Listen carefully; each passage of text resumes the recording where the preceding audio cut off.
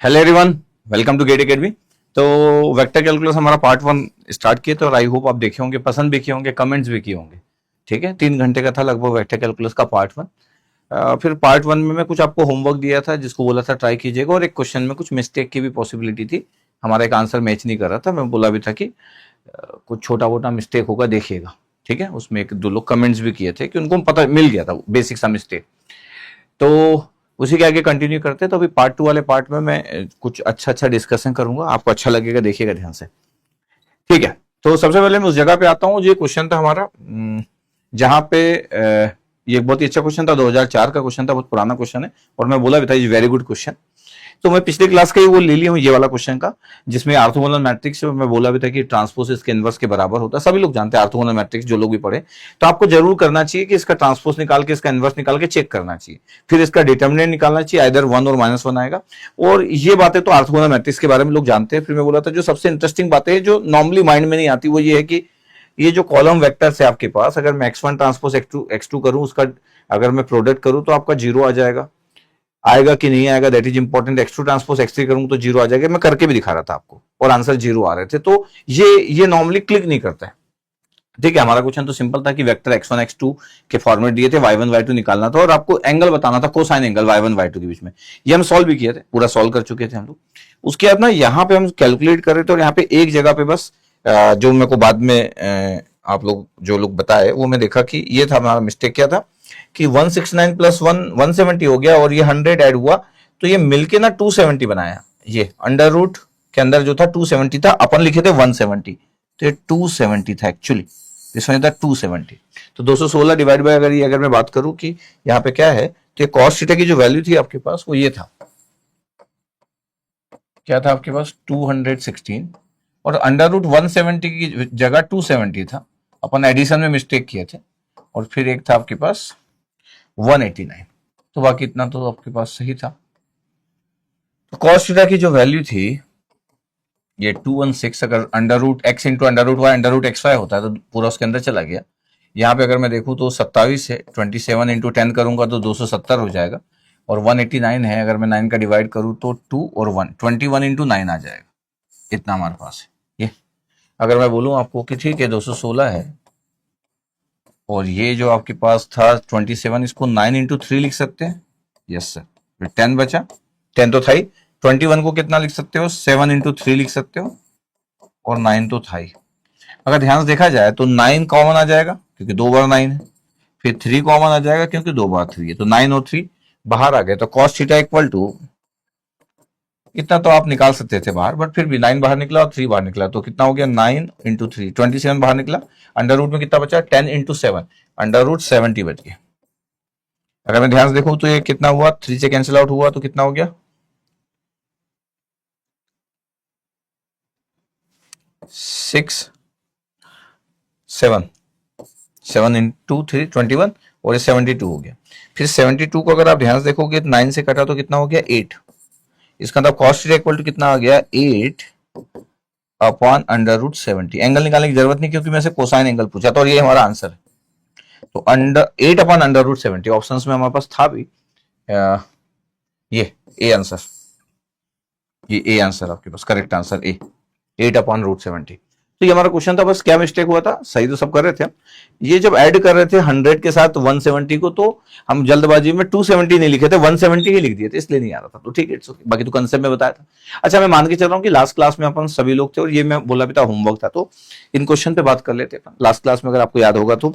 अच्छा, आप अगर बहुत अगर सीरियसली स्टडी करते और अगर आप किसी भी चैप्टर में आप बहुत अपने आप में कमांड लाना चाहते हैं, तो आपको मेरे स्टाइल में पढ़ना चाहिए। अगर आप सोचते हो कि सर प्रोबेबिलिटी सर मेरा बहुत बेहतरीन होना चाहिए, तो आप प्रोबेबिलिटी में से पढ़िए, पढ़ा चुका हूं। आपको लगता है सर लीनियर अलजेब्रा के सर कोई भी क्वेश्चन आ जाए, कोई भी बोल रहा हूं, चाहे फिर एएम और जीएम आप आइगन वेक्टर क्यों ना आ जाए, आपको लगता है कि आपका बेहतरीन होना चाहिए लीनियर अलजेब्रा, टीचर से भी बेहतरीन होना चाहिए, तो आप मेरे को फॉलो कीजिए। यकीनन बता रहा हूं मैं आपको, टीचर्स में भी बहुत सारे लोग फॉलो करते हैं। कैलकुलस में अगर आप देखोगे इंटीग्रल कैलकुलस आपको मैं जितने अच्छे तरीके से पढ़ाया हूं। अब मैं वेक्टर कैलकुलस पे हूं, और पहला लेक्चर कंप्लीट हो चुका, और आज का हमारा पार्ट नंबर 2 है। अगर आप प्रॉपर नोट्स बनाएंगे, आपसे अच्छा वेक्टर कैलकुलस किसी का हो नहीं सकता, इसकी गारंटी मैं लगभग ले सकता हूं। ठीक है, अब ये क्वेश्चन था 2004 का। इतना पुराना क्वेश्चन है बट अच्छा क्वेश्चन। क्या है क्वेश्चन कि पोजीशन वेक्टर है ओपी और पॉइंट्स उसका दिया है 20 10, ये पॉइंट दिया है 20 और 10। अच्छा, आपका एक्स वाई आपके पास कोऑर्डिनेट सिस्टम है और ये रोटेट कर रहा है एंटी क्लॉकवाइज में X Y plane. X Y plane दिख रहा है, द 2 डायमेंशन प्लेन। अगर आप ध्यान से देखोगे तो 2 डायमेंशन प्लेन है, दिख रहा है आपके पास 2D प्लेन है, आपके पास 2 डायमेंशन प्लेन है। एक्स वाई में आपके पास है 2 डायमेंशन प्लेन है और 30 पी से क्यू तक आपके पास देखो 30 डिग्री दिया, मतलब ये थीटा की वैल्यू गिवन है कि भैया ये 30 डिग्री दे रहा है। अगर ये पॉइंट्स पी पे है तो क्यू पे अगर मूव करना है 30 डिग्री से, अगर मैं एंटी क्लॉकवाइज अगर मूव करूं तो मेरा पी पॉइंट क्यू पॉइंट पे शिफ्ट हो जाएगा। मेरे को कोऑर्डिनेट चाहिए क्यू के, मतलब क्यू के जो पॉइंट्स है वो बता दो कि क्यू का एक्स कितना और वाई कितना, और ये ऑब्जेक्टिव क्वेश्चन एक्स और वाई की वैल्यू।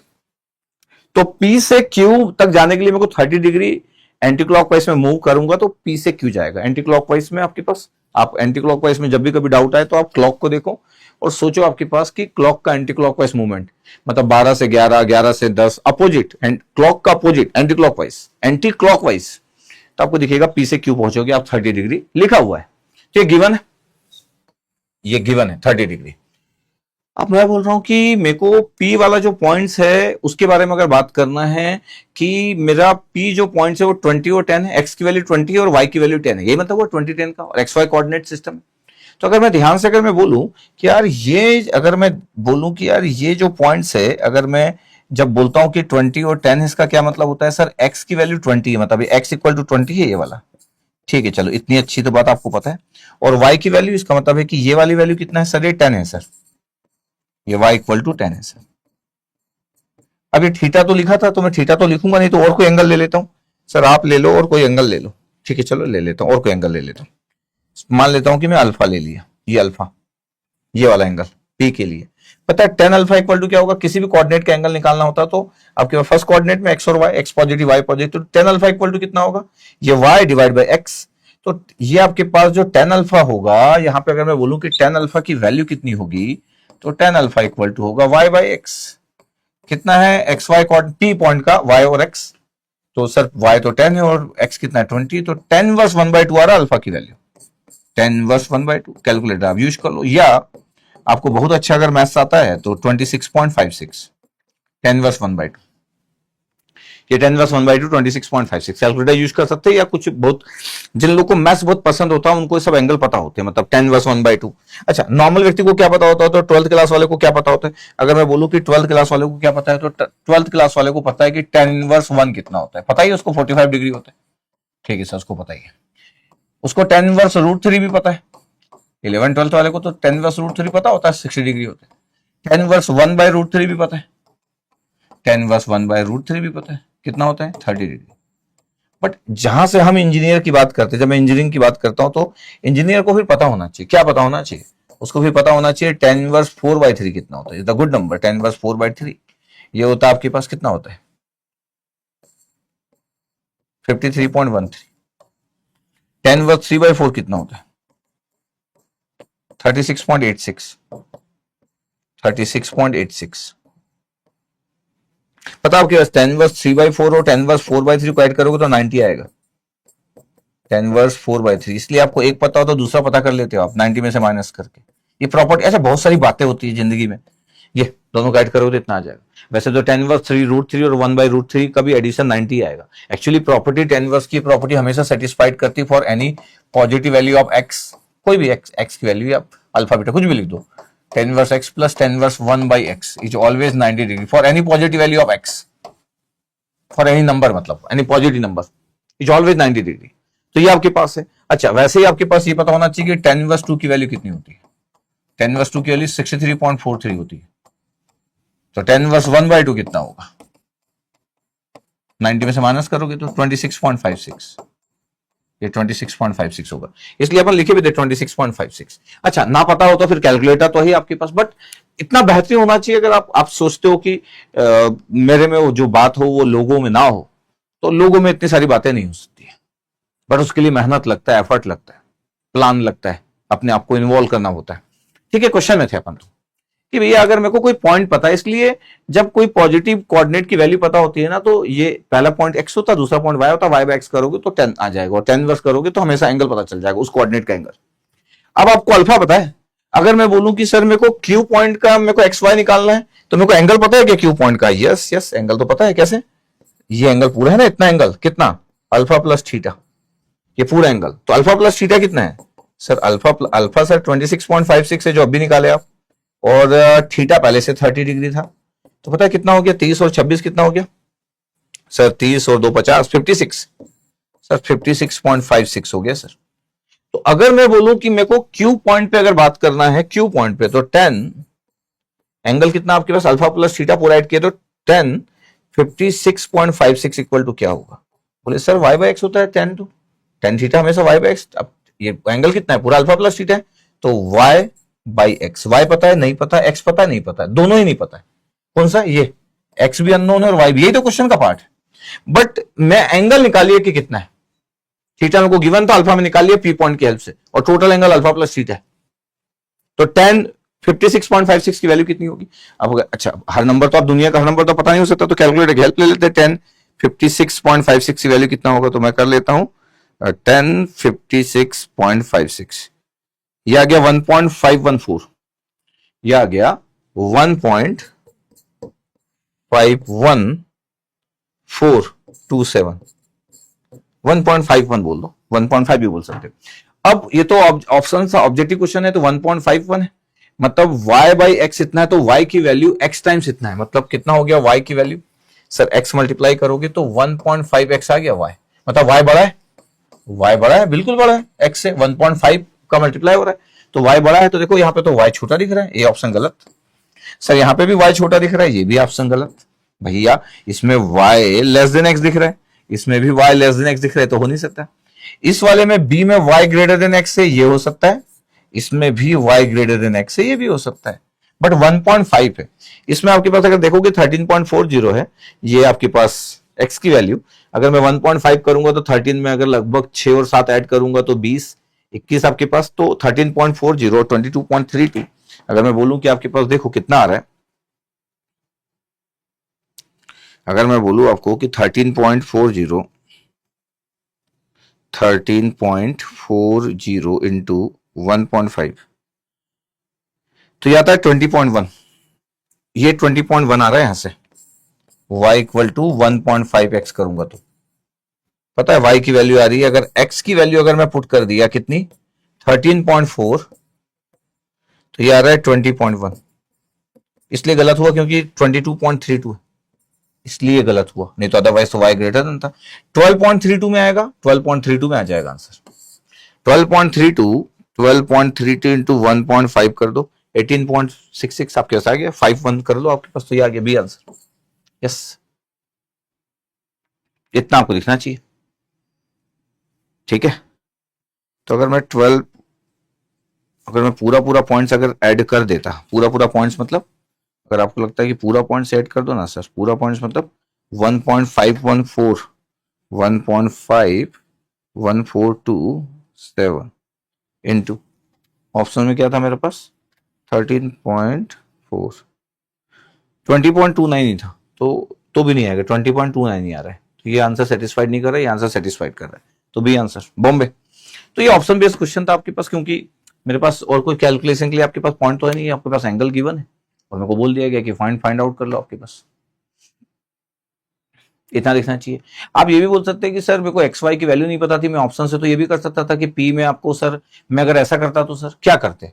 सर मेरे पास पी पॉइंट पता है सर 20i और 10j है, और मेरे को एंगल भी पता है दोनों के बीच का, तो सर मैं क्या ऐसा नहीं कर सकता था कि, मतलब कोई व्यक्ति सोचते समय तो कुछ भी सोच सकता है, मतलब कोई बोले कि सर हमको तो एंगल पता है, सर क्या एंगल पता है? Sir cos theta equal to P dot Q upon P magnitude और क्यू मैग्नीट्यूड, और पी की जो वैल्यू है सर वो है सर 2010, जिसका मतलब है कि पी का वेक्टर कितना हो गया 20ax या आई कैप और 10j कैप। लेकिन क्यू पॉइंट्स कितना होगा, जो क्यू पॉइंट्स है जिसमें एक्स वाई की वैल्यू मेरे को find out, X Y unknown है आपके पास, तो क्यू वेक्टर कितना होगा X I cap plus Y J cap. तो अगर मैं ऐसा करता कि cos 30 कितना हो गया, cos 30 की वैल्यू होता है √3/2, cos 30 की वैल्यू हो गया √3/2, ठीक है। Because 30 is 30 degree, theta sorry theta is 30 degree, तो √3/2 0.866, पी डॉट क्यू करता तो 20x आता है प्लस 10y आता, और फिर आपके पास आता √p, तो 20 का स्क्वायर 2400 और ये 100 √500 आता, और इंटू √x² प्लस y² आता। ये आपके पास अगेन आप x और y की वैल्यू पुट करके ऑप्शन चेक कर सकते थे। दिस इज द सेकंड वे। क्योंकि अच्छा मैं इसलिए भी ये लिखा क्योंकि आप ये सोच सकते हो कि सर ये जो फॉर्मूला पता है फिर सर इसका क्या यूज है। अच्छा इसका यूज है, दोनों पता होता तो ये फॉर्मूला से आसान कुछ नहीं होता, यहाँ तो एक अननोन था।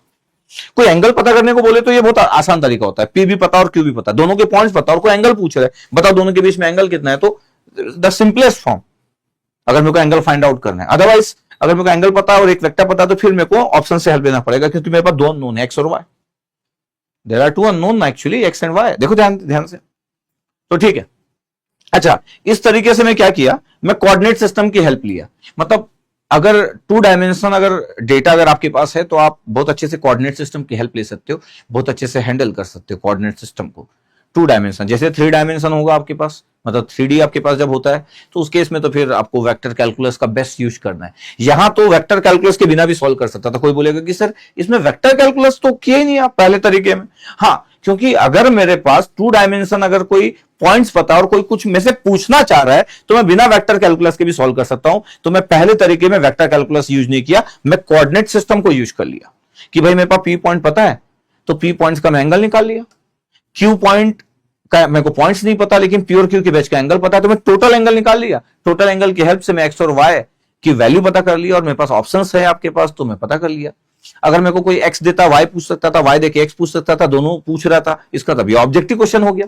ओके अच्छा दूसरे तरीके में किसी को लगता है कि सर मेरे को तो वेक्टर कैलकुलस यूज करना है क्योंकि आप तो पढ़ा रहे vector calculus, this is vector calculus. From the options you can check from the value of X and Y, आप पुट करके देखो एक्स और वाई की वैल्यू, एक्स और वाई की वैल्यू पुट करके देखो, वही पॉइंट्स है क्यू पॉइंट्स। ओके ठीक है, तो 2 डायमेंशन में कई बार कोऑर्डिनेट सिस्टम ज्यादा आसान हो जाता है, ये ज्यादा आसान किया मैं पहले तरीके। इसको बोलते हैं कि एक बेसिक एप्टीट्यूड, बेसिक नॉलेज होना है एक इंजीनियर का। सिर्फ इतना नहीं होना चाहिए कि कोई चीज पढ़ रहे तो उसके बाद बाकी दिमाग उसका लग ही नहीं रहा है, बस वो सोच रहा है कि वी नो दैट क्या cos theta equal to P dot Q divide by P magnitude Q magnitude, और कोऑर्डिनेट के बारे में सोच तक नहीं पा रहा, ऐसा नहीं होना चाहिए। ओके चलो 2022 का क्वेश्चन, 2022 का क्वेश्चन अगर आप देखोगे 2022 क्वेश्चन नंबर 11 में पहुंच गया हूं। इट्स वेरी गुड क्वेश्चन, अगर मैं बोलूं आपको तो very good question, very good question. Last class में मैं आपके पास वेक्टर प्रोजेक्शन पढ़ाया था कि प्रोजेक्शन ऑफ वेक्टर है ऑन बी, ऐसा करके मैं बात भी किया था अगर आपको याद होगा। फिर बोला था कि 2 कंपोनेंट्स में डिवाइड कर सकते हैं अपने, हॉरिजॉन्टल एक वर्टिकल कंपोनेंट पढ़ा चुका हूं। मेरे पास क्या था, 2 वेक्टर्स दिया है, ए वेक्टर बी वेक्टर, बोल रहा है कि the magnitude of the components of A orthogonal to B. कई बार तो क्या होता है, ये क्या लिखा है ना यही क्लियर नहीं होता एक नॉर्मल स्टूडेंट्स को, उसको लगता है ये क्या है। एक नॉर्मल स्टूडेंट तो यही पटक जाएगा कि magnitude of the component of A orthogonal to B vector in the plane contain the vector A and B is, वो सोच रहा है क्या करूं मैं, प्रॉब्लम ये। तो इट्स वेरी गुड क्वेश्चन इस हिसाब से कि एक नॉर्मल स्टूडेंट को समझ कैसे आएगा, इसलिए बहुत अच्छे से पढ़ना जरूरी है। और ये मैं पहले ही पढ़ा रहा हूं, बेसिक कंसेप्ट ऑफ वेक्टर पढ़ा रहा हूं। अच्छा मैं इसलिए सब दिखा रहा हूं आपको कि आप ये ना सोचे कि सर डेल ऑपरेटर से पढ़ते हैं सर वेक्टर कैलकुलस, तो फिर मैं बोलता हूं कि फिर आपको पता नहीं है कि पढ़ते कैसे। बेसिक इज वेरी इंपॉर्टेंट, और आता है इसलिए नहीं बेसिक पढ़ रहे कि आगे यूज होने वाला है, इसलिए बेसिक पढ़ रहे कि आगे यूज होगा वो तो है ही, प्लस आईआईटी के प्रोफेसर गेट के एग्जाम में बेसिक से क्वेश्चन अच्छे अच्छे पूछ लेते हैं इसलिए। अब देखो आपके पास ए वेक्टर बी वेक्टर, ठीक है सर। अगर मैं ध्यान से देखूं कि ठीक है आप इसको देखना चाहते हो, ये आपके पास है बी वेक्टर, ये आपके पास है ए वेक्टर, ये ए वेक्टर है और ये आपके पास बी वेक्टर है। अब मैं आपको बोला था कि एक बात ध्यान देना कि अगर आप इसको बहुत अच्छे से अगर देखोगे, क्या बहुत अच्छे से देखोगे, ये अगर आप इसको देखोगे कि ये एक वर्टिकल कंपोनेंट है, ये वर्टिकल कंपोनेंट्स, ये वर्टिकल कंपोनेंट्स है, और ये आपके पास हुआ हॉरिजॉन्टल कंपोनेंट्स। ये अगर आपके पास एंगल थीटा है तो cos थीटा इक्वल टू क्या होगा आपके पास, बेस अपन हाइपोटेनियस। तो इसका लेंथ अगर a है, इसका लेंथ अगर a है, ये a वेक्टर था, इसका लेंथ अगर a है, तो पता आपके पास इसका लेंथ कितना हो जाएगा सर, a cos थीटा। तो हॉरिजॉन्टल कंपोनेंट को a cos थीटा बोलते हैं। sin थीटा करूंगा तो क्या होगा, परपेंडिकुलर अपन हाइपोटेनियस। पता है इसका लेंथ कितना हो जाएगा, a sin थीटा। ये मैं पढ़ाया प्रोजेक्शन में। अब अगर मैं बोलूं कि ये जो a cos थीटा है, अगर मैं बोलूं आपको बड़े अच्छे से बोलूं कि यार ये a cos थीटा जो है ना, a cos theta is parallel with b vector है। पता आपको ये a cos थीटा a का कंपोनेंट्स है। तो components of a which is parallel with b vector, a cos theta जो होता है वो b के साथ पैरेलल होता है। a sin थीटा क्या होता है, is perpendicular with the b vector. ये b वेक्टर के साथ a sin थीटा जो होता है b वेक्टर के साथ, a का जो कंपोनेंट a sin थीटा वो b के साथ परपेंडिकुलर होता है। परपेंडिकुलर को आप नॉर्मल बोल सकते हो, परपेंडिकुलर को आप आर्थोगोनल बोल सकते हो। तो अगर आप बोल रहे हो कि ये a sin थीटा जो है वो कंपोनेंट है a का, जो कि b वेक्टर के साथ परपेंडिकुलर है, आर्थोगोनल है या नॉर्मल है, आप नॉर्मल वर्ड यूज कर सकते हो कि भैया नॉर्मल है। आप इसको बोल सकते हो कि ये आर्थोगोनल है, आर्थोगोनल यूज कर सकते हो टर्म। एग्जाम में तो आर्थोगोनल लिखा था, वो नॉर्मल भी बोल सकते थे और वो परपेंडिकुलर भी बोल सकते थे। परपेंडिकुलर का साइन इज द परपेंडिकुलर। तो तीन में से कोई भी टर्म यूज किया जा सकता है। तो इसका मतलब है वो चाहते हैं कि आप ए साइन थीटा की वैल्यू बताओ। इसका मतलब है कि उनका क्वेश्चन क्या है पता आपके पास, ये जो न्यूमेरिकल आंसर टाइप है, आपको ये पता हो कि वो क्या चाहते हैं, ए साइन थीटा की वैल्यू चाहते हैं। बताओ कि ए साइन थीटा की वैल्यू क्या है, बस बोल नहीं रहे। अगर सर ये ऑर्थोगोनल की जगह अगर ये पैरेलल लिखा होता तो, अगर ये पैरेलल लिखा होता तो, अच्छा अगर ये पैरेलल होता तो इसका मतलब वो ए कॉस थीटा की वैल्यू चाहते, फिर ए कॉस थीटा की वैल्यू चाहते अगर पैरेलल लिखा होता तो। इतना क्लियर होना चाहिए प्रोजेक्शन ऑफ वेक्टर। अच्छा अब ए साइन थीटा तो मेरे को तो पहले थीटा निकालना पड़ेगा, या कॉस थीटा की वैल्यू निकाले तो फिर साइन थीटा उससे निकल जाएगा। तो सर मेरे पास कॉस थीटा कितना होगा, कॉस थीटा तो यार आपको पता ही है, A dot B dot product, A का लेंथ, ए का मैग्नीट्यूड, बी का मैग्नीट्यूड मतलब length of B. A dot B की वैल्यू क्या होगी, अगर मैं बोलूं कि सर ए डॉट बी की वैल्यू क्या होगी, तो डॉट प्रोडक्ट दुनिया का सबसे आसान प्रोडक्ट होता है, 5 × 3, ये कैप रहना चाहिए हमेशा, is always good the standard representation. हाँ 5 × 3 15, 7 × माइनस तो -7 और 2 × 6 12, ये हो गया आपके पास। तो -7 और 12 कितना हो गया आपके पास, 5, तो 20 आ रहा है। तो या 15 और 12 अगर मैं बोलूं तो 27 हो गया, 27 में आंसर हो गया तो 20 आ गया, ये ए डॉट भी आ गया। अच्छा ए का मैग्नीट्यूड कितना आ रहा है, ए का मैग्नीट्यूड आपके पास आ गया 5 का स्क्वायर 25, फिर 49, फिर 4, तो 50 और 25 कितना हो गया 75, और 3 कितना हो गया 78, तो √78 इसका मैग्नीट्यूड है ए वेक्टर का। बी वेक्टर का मैग्नीट्यूड कितना है, अच्छा मैं आपके लिए थोड़ा आराम से सॉल्व करता हूँ। 3 का स्क्वायर 9, -1 का स्क्वायर 1 और 6 का स्क्वायर 36, 36 और 10 कितना हो गया सर 46, √46, ये इसका लेंथ हो गया। तो अगर मैं बोलूं कि यार आपको जो सॉल्व करना है ये 20 है और ये अंडर रूट में पूरा मल्टीप्लाई कर दो, सर 2 अंडर रूट मल्टीप्लाई होते क्या, हाँ यार ये तो बचपन से पढ़ रहे हो। √x into √y is always √xy, तो 78 × 46, ये तो यहां से कॉस थीटा की वैल्यू मिल जाएगी। फिर साइन थीटा तो हम कर ही लेंगे। तो अगर मैं बोलूं तो अब आप इसको यूज कर सकते हो कि सर अंडर रूट की वैल्यू अगर मेरे को निकालना है तो मैं निकाल सकता हूँ, कॉस थीटा की वैल्यू मतलब। तो अंडर रूट कर देता हूं मैं 78 × 46, मतलब 59.89 आ रहा है इसकी वैल्यू। मतलब ये जो वैल्यू है, एक पेज बढ़ा लेता हूं ना यार, कॉस थीटा की वैल्यू कितना था 20 डिवाइड बाई जो आंसर आ रहा है इसका रिजल्ट 59.89 आ रहा है, ये 59.899 है, तो 59.9 भी लिख सकते थे। तो कॉस थीटा इक्वल टू आपके पास 59.9 भी लिख सकते हो, 899 है, ठीक है। तो ये आ गया 20 डिवाइड बाई 59.8, 20 डिवाइड बाई 59.899, ये आ गया 0.333 कॉस थीटा की वैल्यू। चाहूं तो मैं थीटा भी निकाल सकता हूं, कॉस इनवर्स 0.33 करके, या फिर डायरेक्ट अगर आपको लगता है कि सर मैं तो कॉस थीटा से साइन थीटा, तो सर इतना तो मैथ कर ही लूंगा कि sine theta equal to under root 1 minus cos square theta कर लूं। तो आपकी चॉइस है कि आप ऐसा निकाल सकते हो, या तो थीटा निकालो और थीटा निकालने के बाद फिर साइन थीटा निकालो, मतलब ये आपकी चॉइस है। ये अगर मैं ऐसा करता हूं तो 0.33 का स्क्वायर कर दूंगा, तो 0.33 का अगर मैं स्क्वायर कर दे रहा हूं तो ये हो गया 0.11 माइनस 1 कर दिया, ये आ गया अंडर रूट के अंदर आंसर। ये आ रहा है साइन थीटा की वैल्यू 0.9426, 0.9426 ये साइन थीटा की वैल्यू। अगर आप थीटा निकाल के करते तो ये आता 0. ये आता आपके पास, वो भी कर देता हूं मैं 0.33, 70.73 आ रहा है थीटा, 70.73 थीटा, ये थीटा, फिर साइन थीटा कर लो, एक ही बात है। अब मेरे पास है कि मेरे को तो कंपोनेंट जो फाइंड आउट करना है वो तो ए साइन थीटा फाइंड आउट करना है, ये, और ए आपके पास लेंथ कितना था, अगर मैं ए का लेंथ की बात करूं तो ए का लेंथ कितना था सर, ए का लेंथ था अंडर रूट 78, ए का लेंथ था, और साइन थीटा की वैल्यू कितना है 0.9426।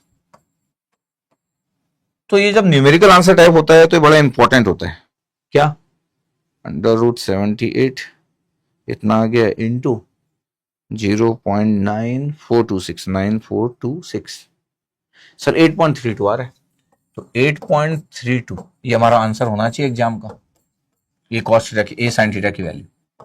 अच्छा अगर वो पैरेलल बोलते तो फिर ए कॉस थीटा आंसर होता, ए कॉस थीटा पैरेलल बोलते तो इस ए कॉस थीटा आंसर होता।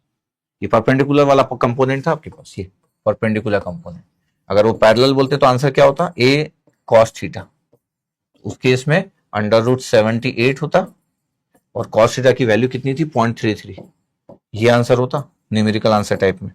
तो ये आंसर होता अंडर रूट 78 इंटू 0.33, फिर 2.91 होता, 2.91 ये ए कॉस थीटा की वैल्यू, ठीक है। ये तो अभी तो ये आंसर इसलिए हो गया बिकॉज हमसे एक आर्थोगोनल कंपोनेंट्स की बात की गई थी। तो मैं चाहता हूं कि अच्छा न्यूमेरिकल आंसर टाइप था तो ऐसे क्वेश्चन एग्जाम में इसलिए नहीं बनते क्योंकि एक नॉर्मल स्टूडेंट को तो समझ ही नहीं आएगी कि कोई क्या बोल रहा है। अच्छा ये तब तक समझ नहीं आएगा अगर आप प्रोजेक्शन ऑफ वेक्टर को अच्छे से नहीं समझते हो। याद है आपके पास मैं बोला भी था कि एक वेक्टर है, अगर मैं लाइट अगर दे रहा हूं, अगर देख रहा हूं तो उसका जो प्रोजेक्शन बनेगा दैट मीन शैडो जो बनता है, जो बी पे आएगा, तो ये जो लेंथ होता है आपके पास ये, तो मैं बोला भी था कि आपके पास ऐसे प्रोजेक्शन ऑफ वेक्टर होता है अगर आपको याद होगा तो ए कॉस थीटा जो होता है वो प्रोजेक्शन होता है आपके पास, ए कॉस थीटा जो होता है वो प्रोजेक्शन होता है जो ए से बी पे आ रहा है, ठीक है ओके, जिसको आप पैरेलल भी बोल सकते हो और प्रोजेक्शन ऑन बी भी बोल सकते हैं। It's very good question. 2025 इस साल का क्वेश्चन, 2025 का इस साल का question is very very simple question. बोला है कि एक वेक्टर है, consider the Cartesian coordinate system defined in 3 dimension vector. इससे परेशान ना हो, जो हमारा एक्स वाई जेड जो सिस्टम होता है वो कार्टेशियन कोऑर्डिनेट सिस्टम ही होता है, इसको रेक्टेंगुलर कोऑर्डिनेट सिस्टम भी बोलते हैं, कार्टेशियन और रेक्टेंगुलर कोऑर्डिनेट सिस्टम भी बोलते हैं,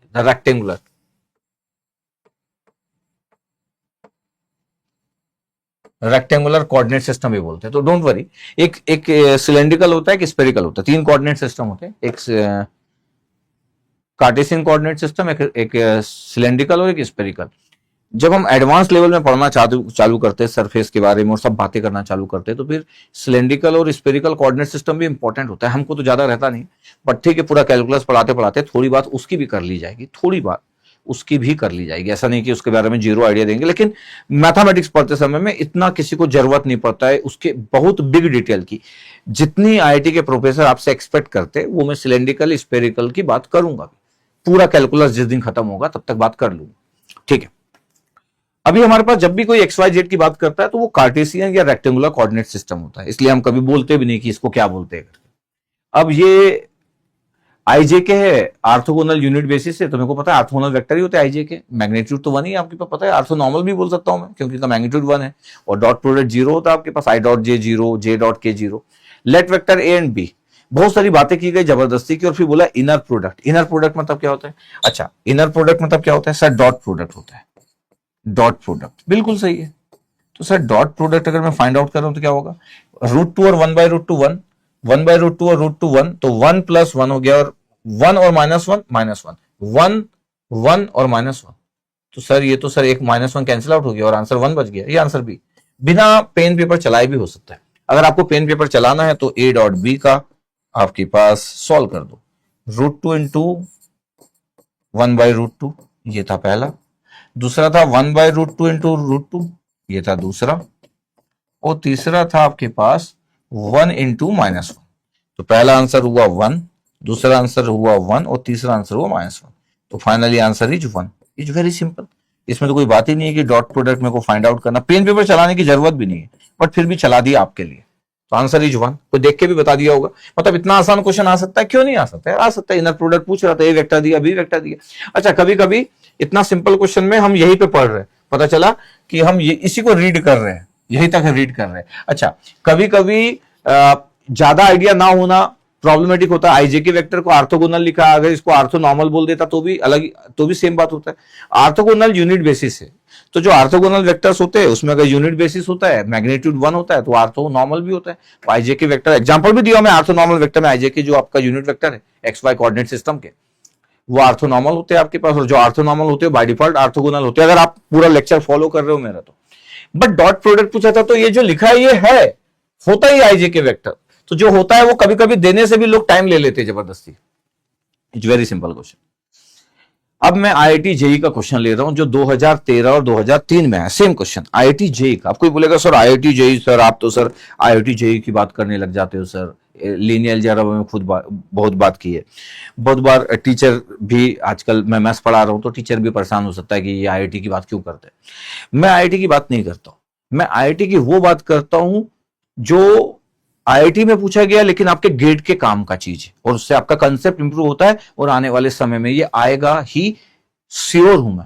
आज मैं जो 2006 में प्रेडिक्ट करता था वो 2007 में आ गया, या 2014 में आया, 2018 में आया। कभी कभी मेरा प्रेडिक्शन में 1 साल या 2 साल या 10 साल भी लगे, जो मैं सोचता था कि ये क्यों नहीं आ रहा, आना चाहिए, कभी कभी 10 साल भी लग गए आने में। तो मेरे को नहीं पता, मैं ये नहीं गारंटी बोल सकता कि ये जो मैं बता रहा हूं ये 2026-27 कब आएगा। आएगा जरूर, बिकॉज मेरे को वही पता है कि कौन कौन से दायरे को कवर करना है। तो आईआईटी जेई का क्वेश्चन है ये, मेंस का क्वेश्चन 2013-2003 लिखा है। बट अगर मैं बोल दूं कि ये क्वेश्चन तो सर आईआईटी का है, बट मैं बोल दूं कि यार ये तो सीबीएसई में 3-4 बार आ चुका है, CBSE board exam, 12th board exam में, सीबीएसई बोर्ड एग्जाम में ये तो 4 बार आ चुका है क्वेश्चन। तो 12th बोर्ड एग्जाम में जो क्वेश्चन 4 बार आ चुका है वो क्वेश्चन हमसे नहीं बनेगा, जो 12th बोर्ड पे क्वेश्चन आ चुका है। इसका मतलब है कि सर तो ऐसे क्वेश्चन तो हमसे बनना चाहिए। हाँ, ऐसे क्वेश्चन आपसे बनना चाहिए। आपके एनसीईआरटी की बुक के सॉल्व एग्जांपल में ऐसा क्वेश्चन दिया हुआ। अब ये क्वेश्चन ना बने तो फिर तो गजब ही बात हो जाएगी कि आप एक जमाने में आप पढ़ते थे, सभी लोग 12th पास करके आए होंगे ना, एक जमाने में पढ़ते थे, अच्छा वेक्टर जानते थे, इंजीनियरिंग करते करते वेक्टर भूल गए, फिर आपको डेल ऑपरेटर पढ़ाया गया, फिर आपको लगा कि सिर्फ यही होता है बस, और बेसिक वेक्टर भूल जाते कभी कभी। अब ये क्या है, बोला if the vectors A B दिया है, ए सी दिया है, और बोला कि ये साइड से ट्रायंगल के, एक एबीसी ट्रायंगल है, उसके साइड से ए बी और ए सी, लेंथ ऑफ द मीडियन बोला है, length of the median through ए से, जो आपके पास ए के थ्रू जो मीडियन होगा उसका लेंथ चाहिए, then the length of the median through A, ये आपसे बल बोला है, और ये आपके पास ऑप्शंस दिए, तो length of the median through ए ऐसा बोला है। ठीक है भाई, ऐसे बोला है, यस सर। अब अगर मैं बोलूं कि ठीक है बाद में बात करते हैं लेंथ ऑफ द मीडियन की, पहले बात करते हैं कि एक ट्रायंगल है और ए बी आपके पास वेक्टर है, और एक एसी वेक्टर दिया हुआ है, ऐसे दिया आपके पास। फिर इस बात पे ज्यादा फोकस नहीं करते कि जेई में आया है, इस बात पे फोकस करते कि 12th बोर्ड में आया है, और ट्रायंगल एबीसी दिया आपके पास। तो एबीसी अगर आपके पास अगर एक ट्रायंगल है और उसके 2 साइड्स दिए, और तीसरा अगर आपको फाइंड आउट करना है तो आप कैसे करेंगे, पहले इस पे फोकस करते हैं। तो अगर मैं बोलूं कि आपके पास ये ए बी है, ये ए सी है, ये आपके पास एक ट्रायंगल बना लिया, ये ए है, ये बी है, ये सी है, ये आपके पास ए बी, ये आपके पास ए सी, ये ए बी है, ए सी है, और मैं बोल रहा हूं कि ये मैं मान लेता हूं ये भी आपके पास ए सी है, और ये आपके पास ये ए बी, ए सी, और ये ट्रायंगल आपके पास बी सी। ये ध्यान समझना, 2 लेंथ दिया, तीसरा मेरे को फाइंड आउट करना है, तीसरा मेरे को फाइंड आउट करना है। तो मैं 2 तरीके से बात करता हूं। आपको एक अच्छी चीज बताता हूं, ठीक है, इंजीनियर भी हुआ, अगर कभी कोई ए बी वेक्टर लिखा है और आपको बहुत आराम से अपनी बातों को रखना है, तो ए बी वेक्टर मतलब दो पॉइंट, दो, एक पूरा लेंथ है आपके पास, एक पोजीशन वेक्टर है ए से बी का। आप इसको बोल सकते हो कि इसका ये ए से बी जा रहा है, एक वेक्टर है, एरो बना हुआ है आपके पास वेक्टर का ए टू बी, तो बी माइनस ए, फाइनल पॉइंट बी और स्टार्टिंग पॉइंट ए। तो जब ए बी वेक्टर बोलते हैं तो ए बी मतलब ए टू बी, तो फाइनल जो पॉइंट जहां पे आप जा रहे हो वो बी और जहां से स्टार्ट किए थे ए है, तो B minus A vector is the A B vector. जी। अच्छा, ए सी वेक्टर इसका मतलब क्या हुआ? ए सी वेक्टर मतलब ए से स्टार्ट किए सी पे जा रहे हो तो सी माइनस ए, ये ए सी वेक्टर है। अब अगर मेरे को बोल रहा है कि बी सी वेक्टर की वैल्यू चाहिए, बी सी वेक्टर की वैल्यू चाहिए, तो बी सी वेक्टर मतलब क्या होगा? Sir C vector minus B vector. देखो ध्यान से, बहुत बहुत आराम से बता रहा हूं, कभी कभी हम ज्यादा डिटेल पढ़ते पढ़ते छोटी बातों को भूल जाते हैं। ये ऐसे पोटेंशियल डिफरेंस लिखते हैं हम लोग, पोटेंशियल डिफरेंस ऐसे लिखते हैं, अगर वी पी क्यू लिखा है तो पी टू क्यू, अगर आप पोटेंशियल डिफरेंस भी जानते हो तो, बट ठीक है, इतने अलग अलग ब्रांचेस वाले लोग पढ़ रहे हैं।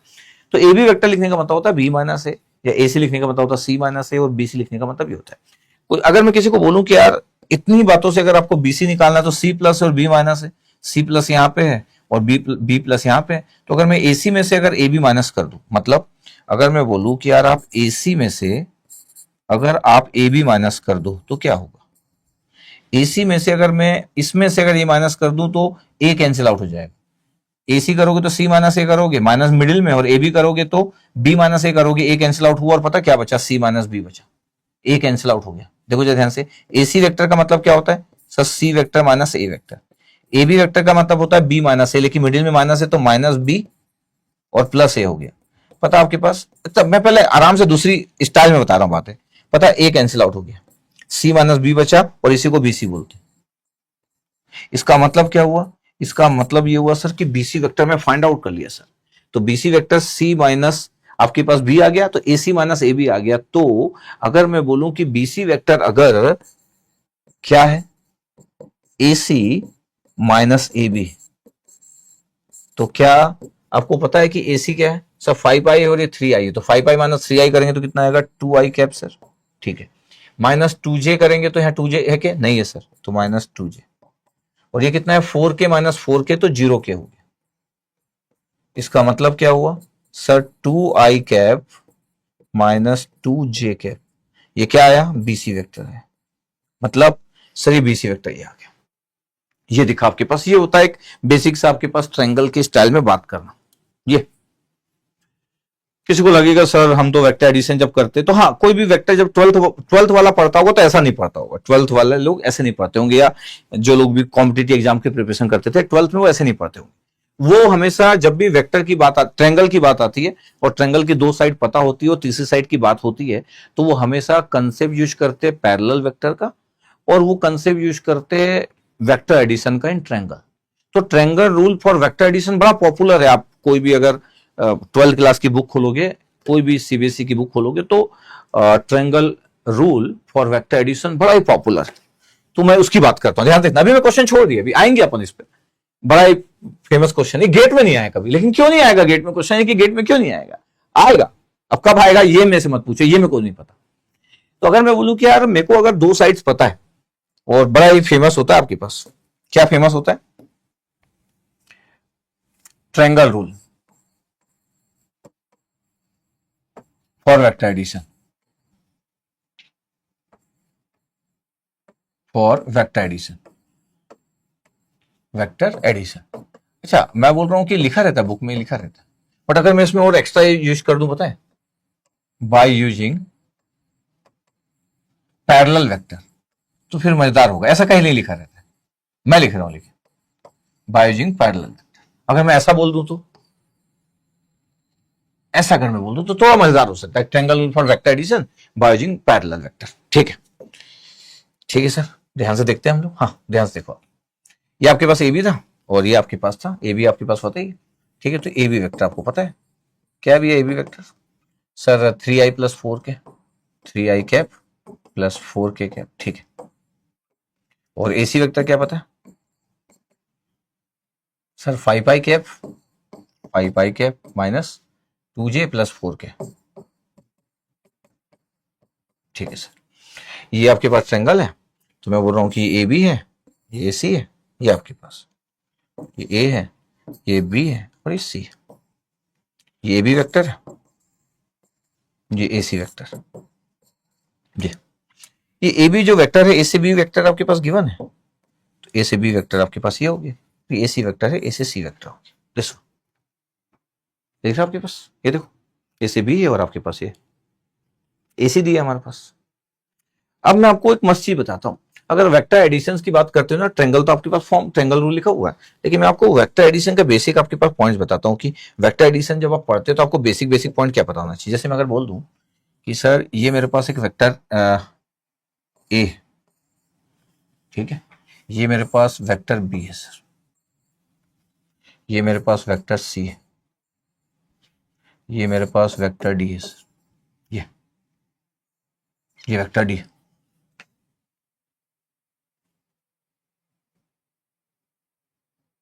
ये मेरे पास वेक्टर ई है। ये पता आपके पास पता है, अगर मैं इसको बोलूं, देखा पैरेलल वेक्टर कंसेप्ट कैसे होता है, पैरेलल वेक्टर में हम पैरेलली कनेक्ट कर सकते हैं चीजों को। जैसे ये एक वेक्टर है, ये एक वेक्टर है ए, ये इसका टेल है और ये इसका हेड है। अब ये बी वेक्टर जो है इसके साथ कनेक्ट किया जा सकता है, किसके साथ, ये इसके साथ, इसके हेड के साथ, ये बी वेक्टर हो गया। ये पैरेलल है, पैरेलल को आप कहीं पे भी शिफ्ट कर सकते हो, ये पैरेलल को यहाँ शिफ्ट कर सकते हो कहीं पे भी, ये पैरेलल को शिफ्ट कर दिए, ये इसके हेड से ये इसका टेल कनेक्ट हो गया, ये बी वेक्टर हो गया। ये सी वेक्टर है, इस पैरेलल को आप कहीं भी कनेक्ट कर सकते हो, जिसके टेल के साथ कनेक्ट कर लो आप, ये सी वेक्टर हो गया। अब ये डी वेक्टर है, ये इसका जो टेल है इसके हेड से कनेक्ट करो,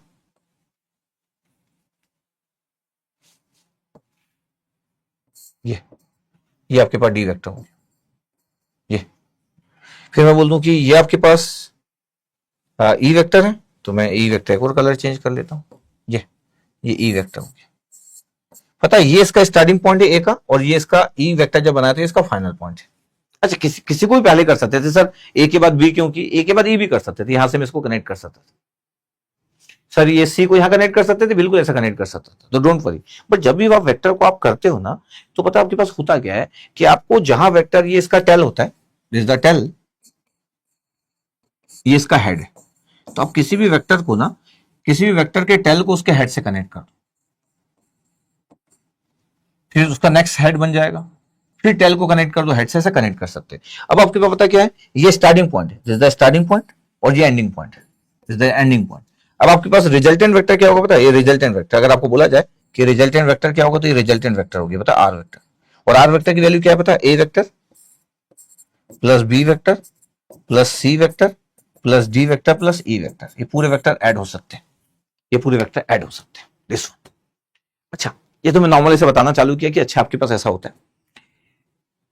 सीधे ट्रायंगल रूल कैसे बोला गया, ट्रायंगल रूल ऐसा बोला गया कि एक वेक्टर आपके पास ये, एक वेक्टर आपके पास ये, दिख रहा है आपके पास, यस सर। अगर इसमें बोला जाए कि ये ए बी वेक्टर है, ये ए बी वेक्टर है, ठीक है, इसमें ये आपके पास यहां से स्टार्ट हुआ, ये स्टार्टिंग पॉइंट है, ये ए बी वेक्टर है, ये ए सी हुआ आपके पास, ये हेड आ गया आपके पास, इसका ये हेड आ गया, ये बी, ए बी वेक्टर का बी हेड है। अब अगर मैं बीसी इसमें ऐड कर दूं, बीसी अगर मैं इसमें ऐड कर दूं, तो पता है ये टेल से कनेक्ट किया, बीसी का जो टेल है ये ए बी का जो हेड था बी, और बीसी का जो टेल है वो कनेक्ट हुआ और यहां पे पहुंच गया। अब ये बीसी आपके पास ये पहुंच गए, तो अब ये आपके पास ये यहां पे ये हेड था किसका, ए से बी गए तो ये इसका हेड था, तो इसका मतलब ये हेड किसका है, हेड ऑफ ए बी है ये वाला पॉइंट, और ये टेल ऑफ बीसी, यही वाला पॉइंट क्या है, tail of BC, the tail of BC, ये टेल ऑफ बीसी। अब ये टेल ऑफ बीसी हो गया तो यहां पहुंच गया अपन। अब मेरे को अगर बोलना है कि देखो ट्रायंगल के अगर दो साइड्स पता है, तो ये ए बी पता है, दूसरा बीसी पता है, और बी क्या है, ये जहां पे हेड खत्म हो रहा था वहीं से इसका टेल बीसी हो गया, पता है। अब आपके पास वेक्टर एडिशन क्या होगा, एसी इसका रिजल्टेंट होगा, किसका पता है, ए बी और बीसी का। क्यों, ये स्टार्टिंग पॉइंट वही और ये एंडिंग पॉइंट है, और पता है इसका डायरेक्शन ये होगा, ये इसका मतलब है कि एसी की वैल्यू क्या होगी, ए बी प्लस बीसी, ये ए बी हुआ प्लस बीसी हुआ, और एसी आपके पास ये हो गया रिजल्टेंट। इसका मतलब है बीसी कितना निकलेगा, बीसी निकलेगा एसी माइनस ए बी, और यही हम निकाले थे इस स्टाइल से नॉर्मल के कंसेप्ट से कि बीसी क्या है तो एसी माइनस ए बी। यहां पे मैं कुछ वेक्टर रूल, यहां पे कुछ मैं ट्रायंगल रूल नहीं बताता, this is the triangle rule. अच्छा, इसी बात को और अच्छे से रख सकते हैं। आपको लग रहा होगा सर एक बार थोड़ा सा और बताओ, कुछ नहीं है। ये है आपके पास ए, ये आपके पास ए बी है, ये बी पॉइंट हुआ, यस सर। ये आपके पास ये हुआ, ये बी सी हुआ, ये सी पॉइंट हुआ, ये था, और ये हमारे पास ए सी था। ठीक है, तो बी सी हुआ और ये आपके पास ए सी था। इतना हमारे पास यही है। अब इसमें देखो एरो तो बना नहीं कहीं पे, इसमें तो एरो ऐसा बना नहीं, हम ए बी लिख दिए। तो जब ए बी लिख रहे हो तो आपके पास कोई एरो ऐसा बना लेना चाहिए। बी सी लिख रहे हो तो एरो बनानी चाहिए, और ए सी लिख रहे हो तो ऐसा एरो बनानी चाहिए। अगर आप चाहते हो कि ये ए बी है दिस वन, बी सी है दिस वन, और ये ए सी। अब अगर आपको किसी को लगता है कि सर क्या है कि सर मैं ये बोल रहा हूं कि सर ये ट्रायंगल रूल में तो ये आपके पास ये आया और ये इसमें ऐड हो गया, तो ए बी में जब बी सी ऐड किए, मतलब ए बी में जो बी माइनस था और ये बी प्लस था, तो देखो ऐड हो गया। अगर मैं ध्यान से बोलूं कि ए माइनस ए बी में क्या हुआ, बी माइनस ए हुआ, और बीसी में सी माइनस बी हुआ, तो बी कैंसिल आउट तो होना ही। सोच के देखो आप, तो एसी रिजल्टेंट आ गया। दूसरा तरीका ये है जो मस्त तरीका है, वेक्टर में क्या होता है, ये जो बीसी दिख रहा है मैं चाहूं तो इसको पैरेलली उठा सकता हूं और ऐसा रख सकता हूं। ध्यान देखना, आपके पास मेरा टाइम जा रहा है लेकिन मेरे को पता है कि मैं इंपॉर्टेंट बात कर रहा हूं। ये आपके पास था पहले, ये हमारे पास था ए, ये बी पॉइंट था, ये ए बी वेक्टर था। अब ये जो बीसी वेक्टर था इस वाले पॉइंट को मैं उठा लिया, तो फिर मैं क्या करता हूं, सिर्फ ए बी वेक्टर लिखता हूं आपके पास और इस बीसी पॉइंट को यहां शिफ्ट कर सकता हूं। मतलब आप ये बोल रहे हैं कि इसके साथ अगर मैं इसको पैरेलली इस जगह पे शिफ्ट कर दूं, इस बीसी को, तो मैं इसको इस जगह पे शिफ्ट कर सकता हूं। ये बीसी हो गया, ये बीसी, ये देखो। तो ये ए बी था आपके पास, ये इसको उठाया अपन, ये पैरेलल हुआ ना, ये पैरेलल यहां पे शिफ्ट कर सकते हैं। ये पैरेलल यहां शिफ्ट किया जा सकता है, ये पैरेलल यहां शिफ्ट कर दिया। अब ये बीसी हो गया। अब इन दोनों पॉइंट को मिला दो, किन दोनों पॉइंट को मिला दो, इन दोनों पॉइंट्स को मिला दो, ये इन दोनों पॉइंट्स को मिला दो। तो ये आपके पास एक वेक्टर है, ये दूसरा वेक्टर है, इन दोनों को ऐड करोगे तो ये वेक्टर आ जाएगा। अच्छा, ऐसे केस में फिर हम पॉइंट्स नहीं लिखते, ऐसे केस में हम अवॉइड करते हैं कि पॉइंट्स लिखे, सिर्फ बोल देते हैं कि एक वेक्टर ये है, एक वेक्टर ये है, फिर पॉइंट्स नहीं लिखेंगे क्योंकि मैं पैरेलल वेक्टर में शिफ्ट कर दे रहा हूं। तो फिर ये बी ए पे कैसे शिफ्ट हो जाएगा, ए बी फिर कैसे लिखोगे आप, पॉइंट शिफ्ट नहीं करते, वेक्टर शिफ्ट करते हो। इस वेक्टर को उठाओगे और यहां रख दोगे, तो फिर आप ए बी लिखो, फिर ये वेक्टर छोड़ दो, सिर्फ वेक्टर लिखो, ये वेक्टर छोड़ दो। ए पॉइंट नहीं लिखना तो ए पॉइंट भी मत लिखो। इसका मतलब ये हुआ कि ऐसे केस में मैं फिर पॉइंट नहीं लिखता हूं, सिर्फ वेक्टर लिखता हूं। ए बी था, यहां से बीसी उठाया और यहां शिफ्ट कर लिया। अब ये रिजल्टेंट एसी हो गया, ये रिजल्टेंट एसी हो गया। बोले क्या रिजल्टेंट एसी हो गया, A B plus BC, A B plus BC, ये हमारे पास हो गया। इसको बोलते हैं ट्रायंगल रूल। अच्छा, तो सर आप तो ये बोलना चाह रहे हो कि फिर तो इसको आप ऐसा भी कर सकते थे। हाँ, सही सोच रहे हो सर। आप बोल रहे हो कि ए बी था, ठीक है, ये भी था। अगर आपको ऐसा नहीं करना है और आप बोल रहे हो कि सर मैं तो ऐसा करना चाहता हूं, मैं सर ये था मेरे पास एक बीसी और ए बी ये था, इस वाले लाइन को तो सर मैं, ये बीसी था, ये बीसी वेक्टर था, इस वाले लाइन को पैरेलली अगर मेरे को रखना है तो मैं कहां रखूंगा, इस वाले लाइन को तो सर पैरेलली मैं यहां रख सकता हूं, बिल्कुल सही। इस वाले लाइन को तो मैं पैरेलली यहां पे भी रख सकता हूं, जो ए बी, बिल्कुल रख सकते हो। देखो इस लाइन का पैरेलल ये होता है, इस लाइन का पैरेलल ये होता है। देखो बीस ए बी यहां रख लिया, इसको उठाया यहां रख दिया। अब क्या होगा सर, होगा ये कि इसको मैं ऐड कर दूं, this one is the AC, तो फिर ये हो गया A B plus B C. ये देखो ध्यान से, इसको बोलते हैं पैरेलल वेक्टर का कंसेप्ट। देखो जरा ध्यान से, पैरेलली में शिफ्ट कर दिया। इसका मतलब आपको इतना अच्छा आना चाहिए कि आप पैरेलली किसी वेक्टर को शिफ्ट करते भी आता हो। या फिर देखो, सबसे पहले मैं स्टार्ट किया इस बात से कि ये होता है बेसिक, इसमें कोई वेक्टर यूज नहीं किया, इसमें तो मैं नॉर्मल कंसेप्ट यूज किया कि ए बी का मतलब क्या होता है, एसी का मतलब क्या होता है, बीसी का मतलब क्या होता है, वही से निकाल लिया। बट मैं यहां जब बोलना चालू किया तो मैं ट्रायंगल रूल बोला कि वेक्टर एडिशन का triangle rule by using parallel vector. Parallel vector के कंसेप्ट से मैं एक वेक्टर को शिफ्ट कर सकता हूं। मतलब मैं चाहूं तो इस वेक्टर को उठा के मैं यहां रख सकता हूं, इस वेक्टर को यहां उठा, इस वेक्टर को चाहूं तो मैं यहां रख सकता हूं, इस वेक्टर को चाहूं तो मैं यहां रख सकता हूं। यह क्लियर रहना चाहिए आपके पास। और इसी वेक्टर एडिशन के कंसेप्ट में जब हम बात करते हैं ना, तो यही जब वेक्टर आपके पास बात करते हैं तो यही पैरेललोग्राम का कंसेप्ट भी बनता है। क्या, देखना ध्यान से। जैसे कोई बोलता है आपको कि एक वेक्टर ये है और एक वेक्टर ये है, मान लेते हैं कि ये एक एक्स वेक्टर है, ये वाई वेक्टर है। किसी को बोला जाए कि यार एक्स वेक्टर और वाई वेक्टर है, इसका रिजल्टेंट वेक्टर क्या होगा, कोई बोला जाए कि एक्स वेक्टर वाई वेक्टर, इसका रिजल्टेंट वेक्टर क्या होगा, ट्रायंगल बना लो जरा। तो तुरंत किसी को ये बोलना कि यार ये किसी को अच्छा नहीं लगता है क्या, कि यार ये रिजल्टेंट वेक्टर मैं लिख दूं x vector plus y vector, ये इतना अच्छा नहीं लगता है। पहली बार जिंदगी में कोई वेक्टर पढ़ रहा है तो उसको अच्छा नहीं लगेगा, ये तो ये मजा नहीं लाता। लेकिन जब उसको मैं बोलूं कि यार देख एक्स वेक्टर था ये, हाँ एक्स वेक्टर था, ये जो वाई वेक्टर है इसको मैं इसको उठाने वाला हूं, इस वाई वेक्टर को मैं उठाने वाला हूं, और इस वाई वेक्टर को उठा के मैं यहां रखने वाला हूं, ये वाई वेक्टर हो गया, ये देखो ये वाई वेक्टर हो गया, ये एक्स वेक्टर था ये वाई वेक्टर हो गया, ये लिखो वाई वेक्टर हो गया। एक्स वेक्टर जैसा था वैसे लिखा, वाई वेक्टर ये लिख दिया। पता है आपके पास क्या करोगे, क्या करोगे, बोले सर इसको मिला दूंगा मैं, ये इसी को बोलते हैं x vector plus y vector, इसी को फिर ट्रायंगल रूल बोलते हैं कि एक ट्रायंगल बना लो बोले। अच्छा तो सर मैं अगर इसको नहीं करना चाहता इसी को करना चाहता हूं तो बिल्कुल कर सकते हो, सही बोल रहे हो। सीधे वाई वेक्टर रहने दो, सीधे वाई वेक्टर रहने दो। अब क्या करो, इस एक्स वेक्टर को उठाओ यहां से और पैरेलली शिफ्ट करो, इस एक्स वेक्टर को उठाओ और पैरेलली शिफ्ट करो, इस एक्स वेक्टर को उठाओ और ये पैरेलली शिफ्ट कर दो, ये देखो एक्स वेक्टर, ये देखो। अब सर ये देखो इधर vector x vector plus y vector, ये होता है आपके पास वेक्टर एडिशन। तो triangle rule for vector addition by using the parallel vector concept, by using the parallel vector concept. देखो ध्यान से। अच्छा आप एक और चीज सुने होंगे, क्या सुने होंगे, क्या सुने होंगे, अभी क्या लिया था मैं, एक्स और वाई लिया था, यस सर आप एक्स और वाई लिए थे, एक्स लिया था मैं, एक्स लिए थे सर, फिर सर ये वाई वेक्टर लिए थे,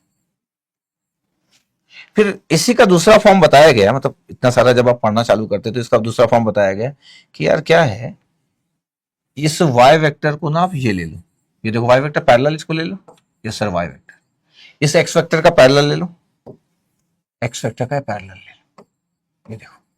और फिर पता है इनके इसको मिला दिया गया इसके डायगोनल को, और बोला गया कि x vector plus y vector है, उसी को पैरेललोग्राम कंसेप्ट बोला जाता है। देखो पैरेललोग्राम बन गया, ध्यान से देखा जाए तो वो एक्स वेक्टर इसका पैरेलल लिए, इसका पैरेलल लिए, देखो रिजल्टेंट एक्स वाई।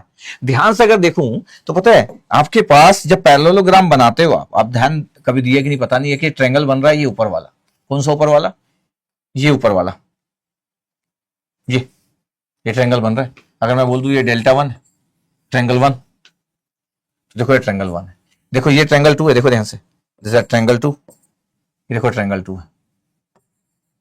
तो पैरेललोग्राम में ध्यान देखोगे तो ऊपर ट्रायंगल बनेगा, नीचे का ट्रायंगल बनेगा। इसका मतलब पैरेललोग्राम कुछ नहीं है, सिर्फ पैरेलल वेक्टर के कंसेप्ट के ट्रायंगल का फॉर्म जब मैं दो बार ऐड करता हूं तो यही आ जाता है आपके पास। मतलब इस लाइन से आप चाहे ऊपर देखो चाहे नीचे देखो, एक्स प्लस वाई ऐड हो रहा है, एक्स प्लस वाई वेक्टर, इसी को पैरेललोग्राम वेक्टर एडिशन रूल बोल दिया जाता है। कुछ नहीं है, इसका मतलब है कि सर ये तो आसान हुआ, बस पैरेलल वेक्टर का कंसेप्ट पता होना चाहिए। अच्छा अभी अपना क्वेश्चन पे अपना चल रहा है ना, क्वेश्चन का डिस्कशन चालू है, तो पैरेलल वेक्टर का कंसेप्ट पता होना चाहिए आपको, पैरेलल वेक्टर का कंसेप्ट, इसी को वेक्टर एडिशन बोला जाता है। ठीक है भैया, पता चल गया हमको, यस सर पता चल गया, आई होप आपको पता चल गया। अपन क्वेश्चन में थे, क्या क्वेश्चन में थे सर, ये बहुत बेहतरीन क्वेश्चन एक आया था, तो अभी हम पता कर लिए ना ट्रायंगल एबीसी आपके पास, तो मैं बीसी पता कर लिया, 2i माइनस 2j, यही था मेरे पास, यस सर यही था, पता कर लिया ना हम लोग। ठीक है क्वेश्चन पे आते हैं, बहुत हो गया ये, ठीक क्वेश्चन पे आते हैं। क्या क्वेश्चन है अपना, क्वेश्चन ये है हमारे पास कि सर ये ए बी है, ये ए सी है,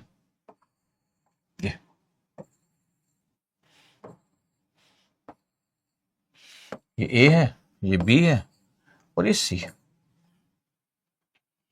ये बी वेक्टर था,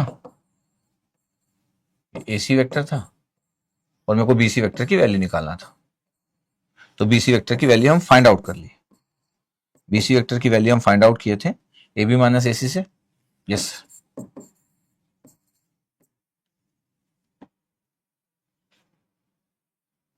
ये किए थे आपके पास A B plus B C equal to A C था, तो A C minus A B किए थे, A C minus A B, कितना आंसर आया था सर, 2i माइनस 2j, ये आपके पास बी सी वेक्टर आया था। ठीक है ओके, अब मैं बोल रहा हूं कि जब कोई बोलता है मीडियन, लेंथ ऑफ मीडियन, पता आपके पास जिस भी पॉइंट से आप मीडियन निकालते हो किसी ट्रायंगल में, तो पता आपको करना क्या रहता है, जो सामने वाला जो पार्ट्स होता है इसको इक्वल पार्ट्स में डिवाइड कर दो, इसको इक्वल पार्ट्स में डिवाइड कर दो, मतलब अगर मैं ध्यान से बोलूं कि इसका इक्वल पार्ट आपके पास जो होगा वो यहाँ पे मान लेते इसका इक्वल पार्ट्स, तो ये इक्वल पार्ट्स में डिवाइड हो गया, मतलब ये पार्ट्स और ये पार्ट्स सेम है, मतलब लेंथ ये बीसी को इक्वल पार्ट में डिवाइड कर दिए। अब ये इक्वल पार्ट में डिवाइड कर दिए और ए पॉइंट से जो आप खींचोगे वो ये होगा आपके पास, तो मान लेता हूं डी पॉइंट, इसको बोलते हैं मीडियन, इसको बोलते हैं मीडियन। तो लेंथ ऑफ मीडियन क्या होगा पता है, length of median, length of median equal to AD. अगर आपको लग रहा होगा कि सर सीधे परपेंडिकुलर नहीं डाले, पता है इक्विलेटरल ट्रायंगल में क्या होता है, इक्विलेटरल ट्रायंगल जो होता है जिसमें ए बी और ये ए सी, अगर ये दो का लेंथ बराबर है, ये मतलब ए बी ये था और ये ए सी था, अगर इन दोनों का लेंथ, अभी मेरे पास लेंथ अलग अलग था, दिखाता हूं मैं, ए बी और ए सी और ये बी सी है। इक्विलेटरल ट्रायंगल में अगर ए बी और ए सी का लेंथ अगर आपके पास हो तो बताओ आपके पास, जैसे अगर मैं ध्यान से अगर मैं बात करूं तो ये लेंथ जो होगा आपके पास, ये जो लेंथ दिख रहा है आपके पास, ये लेंथ आपके पास अगर सेम है ट्रायंगल का, तो अगर लेंथ सेम है तो ये आपके पास एकदम मिड में आएगा, ये मिड में आएगा। ये इक्विलेटरल ट्रायंगल में आपके पास, इक्विलेटरल ट्रायंगल में ए बी बी सी और ए सी सबका लेंथ बराबर होता है। ये यहां पे पता आपके पास जो लेंथ है अलग अलग है, क्वेश्चन में ध्यान से अगर देखा जाएगा कि क्या था सर, लेंथ क्या था आपके पास, तो लेंथ आपके पास अलग अलग था, ए बी और ए सी का लेंथ अलग अलग था इस क्वेश्चन में। ये था आपके पास क्वेश्चन, ये आपके पास ए बी का लेंथ कितना था पता है, ए बी का लेंथ कितना, ए बी का लेंथ सर 3 का स्क्वायर और 4 का स्क्वायर अंडर रूट 25, मतलब 5 है लेंथ, 5 यूनिट। और एसी का लेंथ कितना था, एसी का लेंथ था आपके पास 25 प्लस 4 प्लस 16, तो 25 और आपके पास 16 था, यस। तो 25 और 4 कितना, 29 हो गया, 29 और 30 और 15 अंडर रूट 45, तो लेंथ बराबर नहीं थे, तो इक्विलेटरल ट्रायंगल नहीं था, ठीक है, डोंट वरी।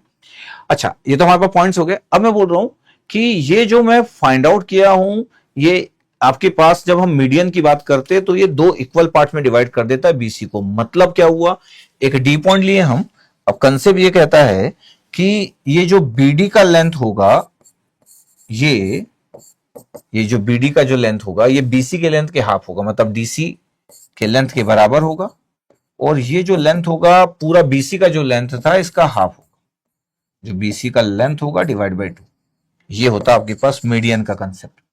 जब आप मीडियन आपके पास वो पॉइंट्स को मिला देते हैं तो ये इक्वल पार्ट में डिवाइड कर देता है आपके पास सामने वाली। ऐसा मैं बी से भी कर सकता हूं, यस, अगर मैं बी से करूंगा तो ए सी इक्वल पार्ट में डिवाइड होगा, अगर बी से अगर मीडियन डालूंगा, अगर मैं सी से मीडियन डालूंगा तो ए बी जो होगा वो इक्वल पार्ट में डिवाइड होगा।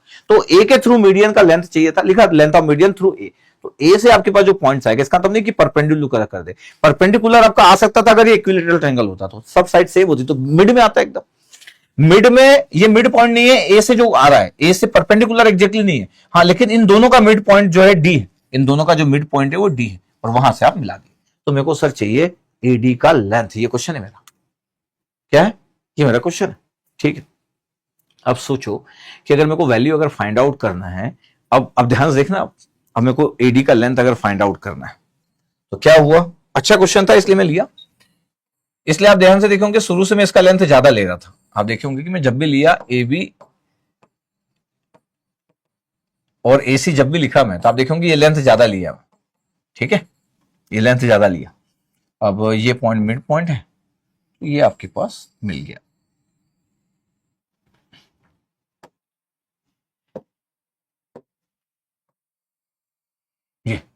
ये डी पॉइंट है, ठीक है। तो अब आपके पास ये बीडी हो गया जी, ये बीडी हो गया, ये डीसी हो गया, और आपके पास ये एडी है, सब वेक्टर के फॉर्म में लिखा हुआ। अब मेरे को चाहिए एडी का लेंथ, अब कैसे एडी का लेंथ निकाले, अगर मैं बोलूं कि यार यहां पे ध्यान से देखो, आपके पास बीसी का वैल्यू पता है आपको, बीसी का वैल्यू कितना था सर, 2i माइनस 2j, बिल्कुल सही, चलो याद है, मतलब आपको 2i माइनस 2j था, निकाले थे ना एसी माइनस ए बी करके। अगर बीडी का कितना होगा वेक्टर, सर बीडी का कितना होगा, डिवाइड बाय 2 कर लो, बीसी डिवाइड बाय 2 कर लो, हाफ है ना आपके पास, तो i माइनस जे, इसका लेंथ कितना है 2√2, अगर मैं लेंथ की बात करूं तो 2√2, और इसका लेंथ हाफ होगा √2 होगा, यही मतलब हुआ, ये 2√2 लेंथ होगा ना, बीसी का लेंथ कितना है, कैसे 2√2, 2 का स्क्वायर अंडर रूट 8 कितना होता है, अंडर रूट 8 कितना होता है सर, 2√2 होता है, चलो ठीक है। तो फिर ये बीडी का लेंथ कितना हुआ, बीडी का लेंथ डिवाइड बाय 2 करोगे तो √2 आएगा, ठीक है। आप यहां से भी देख सकते हो, ठीक, इट्स ओके। अब मेरे को बीडी पता है, मेरे को एबी पता है, मेरे को एडी की वैल्यू चाहिए। तो अब सोचो, ये एबी हुआ, यस सर, ये बीडी हुआ। तो वेक्टर एडिशन के अकॉर्डिंग तो अगर मैं एबी प्लस बीडी करूं तो एडी के बराबर होगा, यस सर, यही तो वेक्टर एडिशन होता है। तो अगर मैं बोलूं कि from the triangle concept, triangle में अगर आपको दो लेंथ पता है, एबी पता है, बीडी पता है, तो एडी का तो आपको पता चल जाएगा। तो एडी इक्वल टू क्या होगा सर? एडी इक्वल टू होगा, एडी इक्वल टू होगा ट्रायंगल रूल से एबी प्लस बीडी। एबी कितना था? एबी शुरू से क्वेश्चन में जो एबी था वो था आपके पास, एबी लिख लेते, बहुत दूर चला गया अपना पढ़ाते पढ़ाते concept. Sir 3i plus 4k था। कितना था? 3i plus 4k, 3i plus 4k, 3i plus 4k था। और बीडी कितना है भैया? सर i माइनस जे आया, i माइनस जे। कितना हुआ ये सर? 3i और i 4i हुआ, माइनस जे हुआ, प्लस 4k हुआ सर। ये हुआ आपके पास एडी, ये एडी आपके पास। आप ये भी बोल सकते थे सर मेरे पास ये था, मैं चाहता आपके पास, ये एडी आपके पास है, मैं चाहूं आपके पास तो इस पॉइंट को आपके पास, मैं ऐसा भी कर सकता हूं। मतलब अगर मेरे को चाहिए आपके पास एडी पॉइंट वाला चाहिए, ये वाला पॉइंट अगर मेरे को चाहिए, मेरे को तो रिजल्टेंट निकालना है। अभी थोड़ी देर की मैं बात कर ही रहा था। तो ये आपके पास ये वाला पॉइंट है, मैं चाहूं तो इस वाले पॉइंट्स को इधर शिफ्ट कर दूं, इस वाले पॉइंट को इधर शिफ्ट कर दूं, तो मैं अपने अकॉर्डिंग प्लान कर सकता हूं कि मेरे को क्या करना पड़ेगा। ठीक है, तो जस्ट आपको क्लियर होना चाहिए कि अगर मेरे पास ये वेक्टर आपके पास है तो हुआ क्या, ए से बी आपके पास हुआ और बी डी हुआ। इसका मतलब है ए बी का ये टेल हुआ, ये टेल हुआ ए बी का, ये बी ए बी का ये हेड हुआ। इस हेड में टेल बी डी का टेल यहां हुआ और ये इसका हेड हुआ। तो पहले का टेल और लास्ट का हेड अगर मैं मिला दूं तो ये रिजल्टेंट होगा। ये रिजल्टेंट वेक्टर होता है जब आप वेक्टर एडिशन की बात करते हो। तो अगर दो वेक्टर मेरे को पता है तो मैं बोल देता हूं कि यार ये एक ए बी वेक्टर है, पॉइंट नहीं लिख रहा हूं, ये एक ए बी वेक्टर है, ऐसा लिख दिया, ऐसे जस्ट ए बी वेक्टर है। एक लिख दिया ये बी डी वेक्टर है, ये देखो बी डी वेक्टर लिख दिया। ये क्या करना रहता है आपको, क्या करना रहता है? ए बी जब लिख रहे हो तो जो बी उसका हेड है, ये तो उसका टेल है, ये तो टेल है इसका ए बी का। ये जो बी हेड है दूसरे वेक्टर का टेल होना चाहिए और ये हेड आ गया। रिजल्टेंट क्या होता है? रिजल्टेंट ये होता है कि आप इनको मिला दो, ये रिजल्टेंट। तो रिजल्टेंट कितना हो जाता है? रिजल्टेंट अगर आपके पास ध्यान देखो तो एडी हो जाएगा। ये डी है आपके पास पॉइंट और ये आपके पास ए पॉइंट था, तो एडी, यही आपके पास है एडी।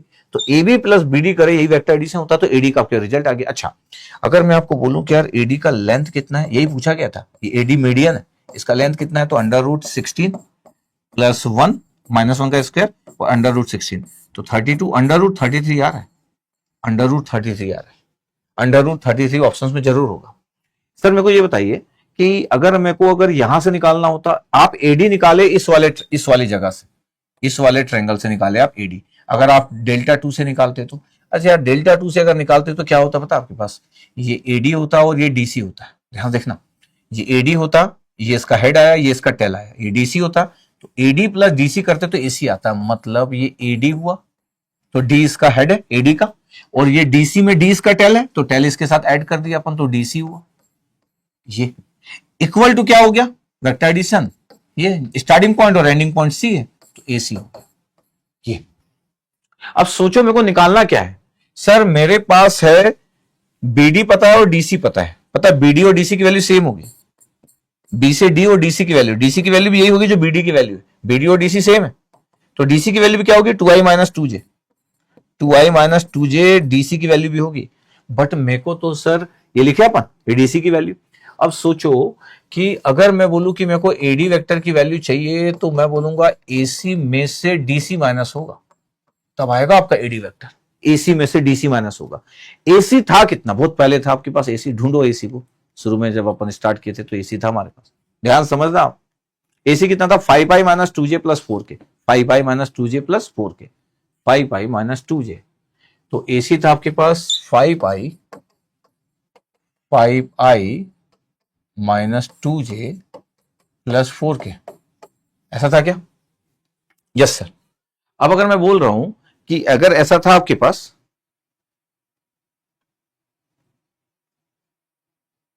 ठीक है, हाँ, एसी आपके पास था और ये आपके पास था डीसी, डीसी कितना था? 2i, तो 5i माइनस 2i करोगे आपके पास तो 3i आ जाएगा।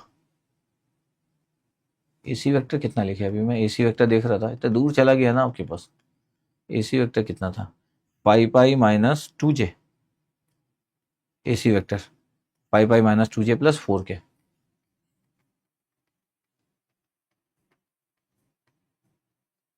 और DC vector 2i minus 2j नहीं है, ये डिवाइड बाई 2 था ना, i माइनस j के बराबर है यहाँ, ये i माइनस j, ठीक है। तो 5i minus 2j plus 4k था। अब सोचो AC में से अगर मैं DC माइनस कर दूं, क्या कर दूं मैं, AC में से अगर मैं DC माइनस कर दूं, AC में से अगर मैं DC माइनस कर दूं तो AD के बराबर आएगा। क्या आ रहा है, AD वेक्टर यहां से, DC कितना है, i माइनस j, तो 5i में से अगर i गया तो कितना आ गया सर, 4i, और फिर माइनस j गया तो माइनस 2j, और माइनस j किया तो कितना बचा, माइनस j, क्योंकि माइनस j करोगे तो प्लस j आ जाएगा, तो माइनस j बचा और प्लस 4k। ये देखो AD वेक्टर, और AD वेक्टर की वैल्यू यही थी पहले भी, ये देखो AD vector 4i minus j plus 4k, मतलब ये जो AD वेक्टर है, ये जो ट्रायंगल 1 है इसका रिजल्टेंट AD, लेकिन ट्रायंगल 2 का रिजल्टेंट AD नहीं है, ट्रायंगल 2 का रिजल्टेंट AC है, इसलिए वेक्टर एडिशन के रूल आना चाहिए। नहीं तो फिर पता क्या है, आप किसी को भी बोलोगे रिजल्टेंट है करके, फिर आपको ये समझ नहीं आएगा कि AD जो है वो ABD वेक्टर का रिजल्टेंट है और ADC का रिजल्टेंट AC है। तो यहां पे AD निकालने के लिए AC में से इसको माइनस करना पड़ेगा DC को, और यहां पे AD क्या होगा, इन दोनों का एडिशन, किसी से भी निकालो, अगर आपको अच्छा आता है तो आपका आंसर आ जाएगा, और √33 ऑप्शंस में जरूर होगा, √33, ये सी आंसर। अच्छा, आपको लग रहा होगा कि एग्जैक्टली सर यही क्वेश्चन आपके पास है। हाँ, जेई मेंस में 2013 2003 में सेम आपके पास था, सीबीएसई बोर्ड में सेम क्वेश्चन था, मीडियन थ्रू यही बोला था, लेकिन डेटा में वेक्टर की वैल्यू अलग थी। सीबीएसई बोर्ड में मैं एनसीईआरटी की बुक भी देखता हूं आजकल, आपको पढ़ाता हूं, तो उसमें बस ये डेटा की वैल्यू अलग थी, तो इसलिए ये लेंथ अलग आएगा, क्योंकि ये वेक्टर तो कोई भी कुछ दे सकता है ना, ठीक है, बट कंसेप्ट यही था। तो is very very good concept. तो इस कंसेप्ट को मैं क्यों लिया कि मैं थोड़ा सा आपको ट्रायंगल रूल बता सकूं, वेक्टर एडिशन के बारे में बात कर सकूं, पैरेलल वेक्टर के बारे में बात कर सकूं, और थोड़ा सा पैरेललोग्राम वेक्टर के बारे में बात कर दे कि कोई बहुत बड़ी बात नहीं होती है। इसलिए इस क्वेश्चन को बहुत ही ध्यान से आप 2 बार देखेंगे, और आप ट्रायंगल जो रूल होता है वेक्टर एडिशन का वो ध्यान से देखेंगे। सीबीएसई बोर्ड में आपके पास रहता है कि अगर किसी सेक्शंस को अगर मैं डिवाइड कर रहा हूं आपके पास, तो m/n में डिवाइड होता है कोई भी वेक्टर। ये देखो, ये पोजीशन वेक्टर r, इसकी जगह एडी था आपके पास, ये इस रेशियो में होता है आपके पास ये। अच्छा, किसी को इतना ज्यादा पता हो तो ये भी बोल सकता है आपके पास कि एडी का आपके पास वैल्यू चाहिए, तो देखो 2 वेक्टर थे आपके पास, ए वेक्टर और एक बी वेक्टर, और अगर ये 1:1 है, ये सीबीएसई बोर्ड में आपको पढ़ना रहता है इंटरनल डिवीजन, ये सेक्शन आपके पास कि कैसे सेक्शन में डिवाइड होता है, इसका फॉर्मूला भी रहता है, इसका पूरा प्रूफ भी रहता है कि ये m और n में डिवाइड हो रहा है। अगर m और n की वैल्यू 1:1 है तब आप मीडियन की बात कर सकते हैं, मिड पॉइंट तभी बनता है जब 1:1 है, दोनों 1 कर दोगे तो a vector plus b vector होगा। हमारे क्वेश्चन में ये r जो था वो AD था, और यहां पे हमारे क्वेश्चन में ये AB था प्लस ये AC था, डिवाइड बाई 2 था। लेकिन ये सब के लिए तो ये होना चाहिए कि किसी को वेक्टर का एल्जेब्रा का कंसेप्ट खूब पता है। सीबीएसई बोर्ड में तो हम ये पढ़ते थे सब, इसका प्रूफ भी पढ़ते थे, सीबीएसई बोर्ड में तो इसका प्रूफ भी रहता था ये। तो AB प्लस AC, अब आपके पास AB और AC की जो वैल्यू थी ना, आप चाहते ना, तो आपके पास जो AB और AC की वैल्यू थी, पता आपके पास AB की वैल्यू कितनी थी? अगर मैं बोलूं कि आपके पास AB की वैल्यू कितना था, तो AB की वैल्यू तो आपके पास कितना लिखे थे हम, AB की वैल्यू ये तो लिखे होंगे, AB की वैल्यू आपके पास था 3i प्लस 4k, ये 3i प्लस 4k था, तो AB की वैल्यू था 3i प्लस 4k, ठीक है। AC कितना था? AC था आपके पास 5i minus 2j, 5i minus 2j plus 4k, सोचो, और डिवाइड बाई 2 कितना होगा रिजल्ट बताओ सर। 5 और 3 8 है, डिवाइड बाई 2 किए तो 4i हो गया सर, सही। फिर j कितना है, माइनस 2j, डिवाइड बाई 2 करेंगे तो सर माइनस j आ जाएगा, बिल्कुल सही। और sir 4k plus 4k, 8k divide by 2 करेंगे तो 4k आ जाएगा। ये आ गया आपके पास, देखो मीडियन, और इसका मैग्नीट्यूड करोगे √33। कभी कभी क्या होता है, ये ज्यादा फॉर्मूले पता होने से आपका कंसेप्ट वीक हो जाता है, ज्यादा फॉर्मूला पता होने से आपका कंसेप्ट वीक हो जाता है। तो देखो, आपके पास कोई बोलेगा कि मेरे को इतना पता हो, लेकिन कितने ही लोग होंगे जो वेक्टर अलजेब्रा के इतने अच्छे रूल को जानते होंगे कि अगर m और n में डिवाइड हो रहा है तो ये इसका रिजल्ट होता है ये। और फिर अगर मैं मीडियन की बात कर रहा हूं, अगर मीडियन है तो वो फिर m और n 1:1 में डिवाइड होता है, तभी फिर ये एवरेज वैल्यू होता है आपके पास मीडियन उन दोनों का जो दिया है, ए और बी वेक्टर, ए बी और AC। तो फिर देखो आगे तुरंत आगे, फिर तो 4i माइनस जे प्लस 4 के अंडर रूट 33 तुरंत आंसर आ गया। बट मेरा ऑब्जेक्टिव ये नहीं था कि मैं बोलूं यार ये तो आपको पता होना चाहिए। मैं ऐसा टीचर नहीं हूं जो मैं बोलूं कि आज सीबीएसई बोर्ड में तो आप पढ़ते थे, आप भी सोचोगे पता नहीं कब पढ़ते थे, अब तो ये जिंदगी में पता नहीं चलेगा कहां से आता था। तो मैं नॉर्मली ऐसी बात नहीं करना चाहता।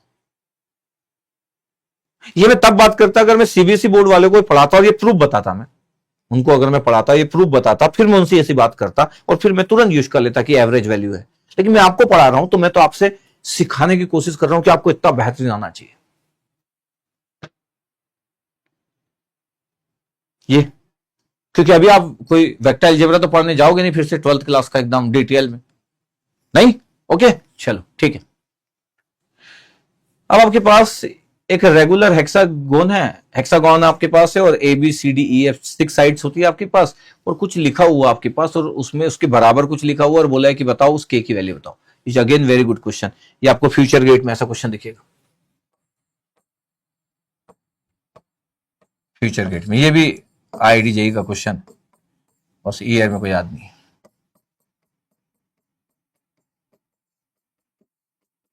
ये इसमें एक टर्म है हेक्सागोन। हेक्सागोन क्या होता है आपके पास, प्रॉपर्टी ऑफ हेक्सागोन क्या होता है? हेक्सागोन मतलब 6 साइड्स, तो इक्वल 6 साइड्स, ये होता है हेक्सागोन, इक्वल 6 साइड। और इंटरनल जो एंगल होता है वो 120 डिग्री होता है, एंगल, इंटरनल एंगल। लेकिन ठीक है इसकी जरूरत नहीं है अभी बात करने की। इंटरनल एंगल जो होता है 120 डिग्री होता है। जो हेक्सागोन आपके पास जो होता है सेम, उसमें सब साइड्स बराबर होती है। जैसे इक्विलेटरल ट्रायंगल होता है सब साइड सेम होता है, हेक्सागोन में सभी साइड्स का जो लेंथ होता है बराबर होता है। ठीक है, क्वेश्चन में आपके पास ये दिखा है। अगर मैं साइड्स अगर मैं बात करना चालू करूं कि सर साइड्स की बात कर लेते हैं अपन,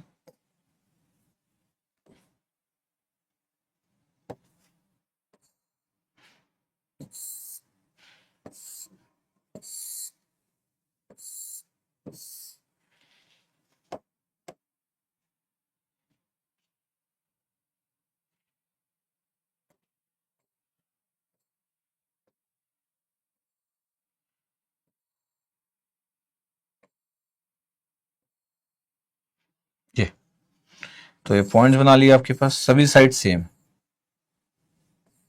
ये हेक्सागोन का फिगर बना लिया। ए बी सी डी ई और एफ। अच्छा, सभी का आपके पास साइड्स की वैल्यू आपके पास सेम होती है। इसका मतलब है कि अगर मैं बोलूं कि देखो आपके पास ये ए बी वेक्टर है, ये ए सी वेक्टर है, ये सी डी वेक्टर है, ये डी ई, डी से ई, ई से एफ, ठीक है, ये और एफ से ए। तो अगर मैं चाहूं तो सबको ऐड कर सकता हूं, A B plus A C plus C D plus D plus E F, तो फिर ये आपके पास हो जाएगा ए एफ। ठीक, तो ये आपके पास ऐसा जा रहा है, दिस वन, ये ऐसा बना लिया मैं, ये ये और इसको मैं यहां से बना लिया, तो फिर A F equal to add कर सकता हूं इस पूरे वेक्टर को। ये वेक्टर एडिशन होता है, ये इसका स्टार्टिंग पॉइंट, ये इसका एंडिंग पॉइंट। तो ए बी, ये सब देखो, ये हेड, ये टेल, ये हेड, ये मतलब ये टेल के साथ, ये सब हेड के साथ में टेल ऐड होते जा रहा है। तो ए एफ इक्वल टू क्या होगा, द प्रॉपर्टी। अगर मैं बोलूं कि इसमें क्या होगा, तो ए बी को, अभी मैं क्वेश्चन में नहीं देख रहा हूं, A B vector plus B C vector plus C D vector plus D vector plus E F vector. अगर मैं एफ ए लिख दूंगा तो जीरो हो जाएगा, एक्चुअली ए एफ के बराबर है। अगर एफ ए लिख देता तो इधर ला लो माइनस ए एफ, तो एफ ए लिख दूंगा तो इक्वल टू जीरो हो जाएगा। ये vector addition, simple vector addition. तो सिंपल वेक्टर एडिशन, सब साइड को ऐड कर देंगे, सिंपल वेक्टर एडिशन। चलो अभी क्वेश्चन में आता हूं मैं। अभी हेक्सागोनल आपके पास अगर है, हेक्सागोन, एक्चुअली हेक्सागोन अगर आपके पास, तो सब साइड सेम। क्वेश्चन ये नहीं है ऐसा। क्वेश्चन में आपके पास बोला है कि एक रेगुलर हेक्सागोन है और कुछ लिखा हुआ है कि ए बी है, ए सी है। इसका मतलब है एक आपको दिया है ए बी, ये दिया है, ये एक ए बी दिया है क्वेश्चन में कि ये ए बी है। फिर बोला ए सी, ये ए सी। फिर बोला ए डी, ये बोला ए डी। फिर बोला ए, ये ए बोला। फिर ए एफ, ये ए एफ, ये ए एफ बोला। इस सबको बराबर रखा वो के ए डी के, के एडी के बराबर रखा और के की वैल्यू चाहिए मैं, मतलब सबको एडी से रिलेट करना है। 1 2 3 4 5, 5 आपके पास लेंथ दी, ये तो मैं कंसेप्ट बताया द प्रॉपर्टी। अगर मैं ए एफ को इधर ला लूंगा तो एफ ए कर लूंगा मैं, और इक्वल टू जीरो। सब साइड्स को अगर मैं कर दूं वेक्टर एडिशन जीरो हो सकता है।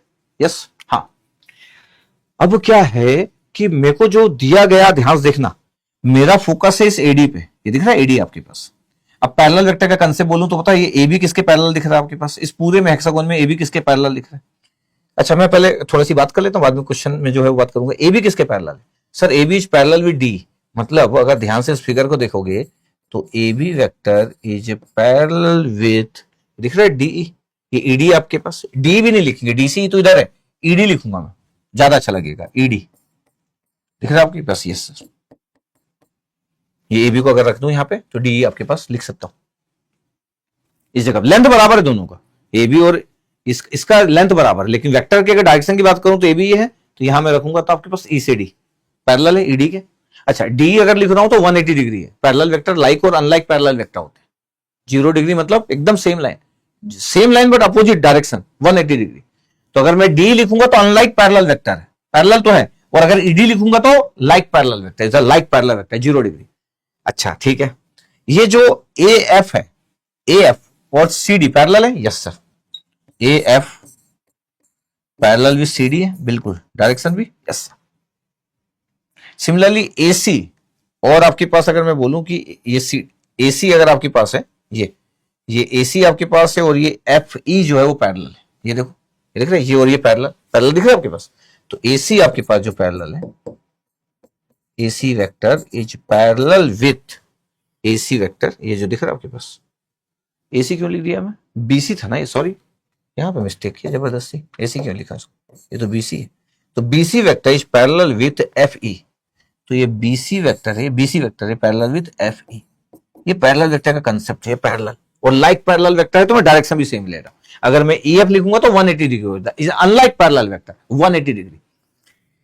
सर क्वेश्चन जो है वो तो बात ही नहीं कर रहे हो, करेंगे भाई, क्वेश्चन में क्या है, क्वेश्चन की बात तो करेंगे, वही हमारा ऑब्जेक्टिव थोड़ी किसी क्वेश्चन का सॉल्यूशन निकालना। आपको ये ना पता हो और क्वेश्चन का सॉल्यूशन निकाल रहे हो तो कोई बहुत बड़ी बात है क्या। अब हमारा फोकस किस में, एसी बंद कर दे, हमारा फोकस है एडी में। इस एडी में ध्यान देखो, ये ट्रायंगल के अंदर आ रहा है। अगर मैं बोलूं इस ट्रायंगल के अंदर, अगर मैं बोल दूं कि सर देखो ये पैरेलल वेक्टर, इसको यहां शिफ्ट कर सकता हूं, यस सर। इस पैरेलल वेक्टर में अगर मैं बोलूं कि सर ये ईडी, ईडी अगर आपके पास है, ये ईडी अगर मैं लिखूं, अगर मैं बोलूं कि ए है, ए से ए ही लिख दूं और ये ईडी लिख दूं, तो देखो आपके पास रिजल्टेंट एडी के बराबर होगा कि नहीं। मतलब एडी जो रिजल्टेंट होगा वो ए प्लस ईडी कर दूंगा, ये यहां से गया, ये इसका हेड है, ए में ई इसका हेड है, और अगर मैं टेल बना दूं, इसको अपोजिट कर दूं, एडी कर दूं, तो फिर एडी जो होगा रिजल्टेंट होगा। इसका मतलब क्या है, इसका मतलब है इस ट्रायंगल में, यार आप ना क्या करो पता है, इस ट्रायंगल को ध्यान से देखो, ईडी गया मतलब ए ई गया मैं, और ईडी गया, ईडी ईडी गया, ये ए प्लस ईडी गया, इक्वल टू क्या हुआ सर, एडी सर, ऐसे हो रहा है, यस सर। अब देखो ये जो ईडी है ये ए बी के पैरेलल है, डी तो 180 degree parallel, unlike parallel vector, D नहीं लिख रहा, ईडी लिख रहा हूं। ए से बी के direction is very important, A B गया और ये ईडी लिखा, तब तो एडी होगा। ऐसा नहीं हो सकता कि ए और डी बोल दूं मैं, अरे ऐसा कैसे हो सकता है, ए बी और ये ईडी। अच्छा, इसीलिए कभी कभी बोला जाता है कि इस ए बी को उठा के आप यहां रख सकते हो, इस डायरेक्शन में, डायरेक्शन तो ये है ना, तो ED equal to A B होगा, तो ए बी को उठा के यहां रख सकते हो, तो ए हुआ और ये ईडी हुआ। ईडी की वैल्यू मैं ए बी लिख सकता हूं, यस सर। ए बी की वैल्यू मैं एडी लिख सकता हूं, सर लिख सकते हो सर, ईडी ही तो ए बी है, पैरेलल है, बोथ आर पैरेलल वेक्टर। तो ईडी अगर ए बी के बराबर है तो मैं लिख दिया ए ई प्लस ए बी, ये दोनों बराबर है, ईडी और A B equal to ED, इन दो वेक्टर का एडिशन के बराबर हुआ। तो पता क्या क्या गया, इसमें से ये गया, और ए कहां है, ए बी है, ए, इन दो को मैं मर्ज कर सकता हूं एडी के बराबर। अच्छा, मेरा ऑब्जेक्टिव है एडी जमा करना, क्योंकि मेरा के एडी लिखा हुआ है।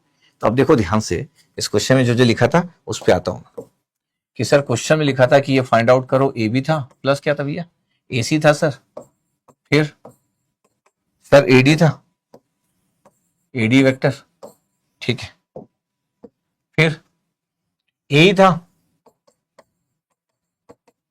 फिर ए एफ था इक्वल टू के एडी था और के की वैल्यू निकालना है।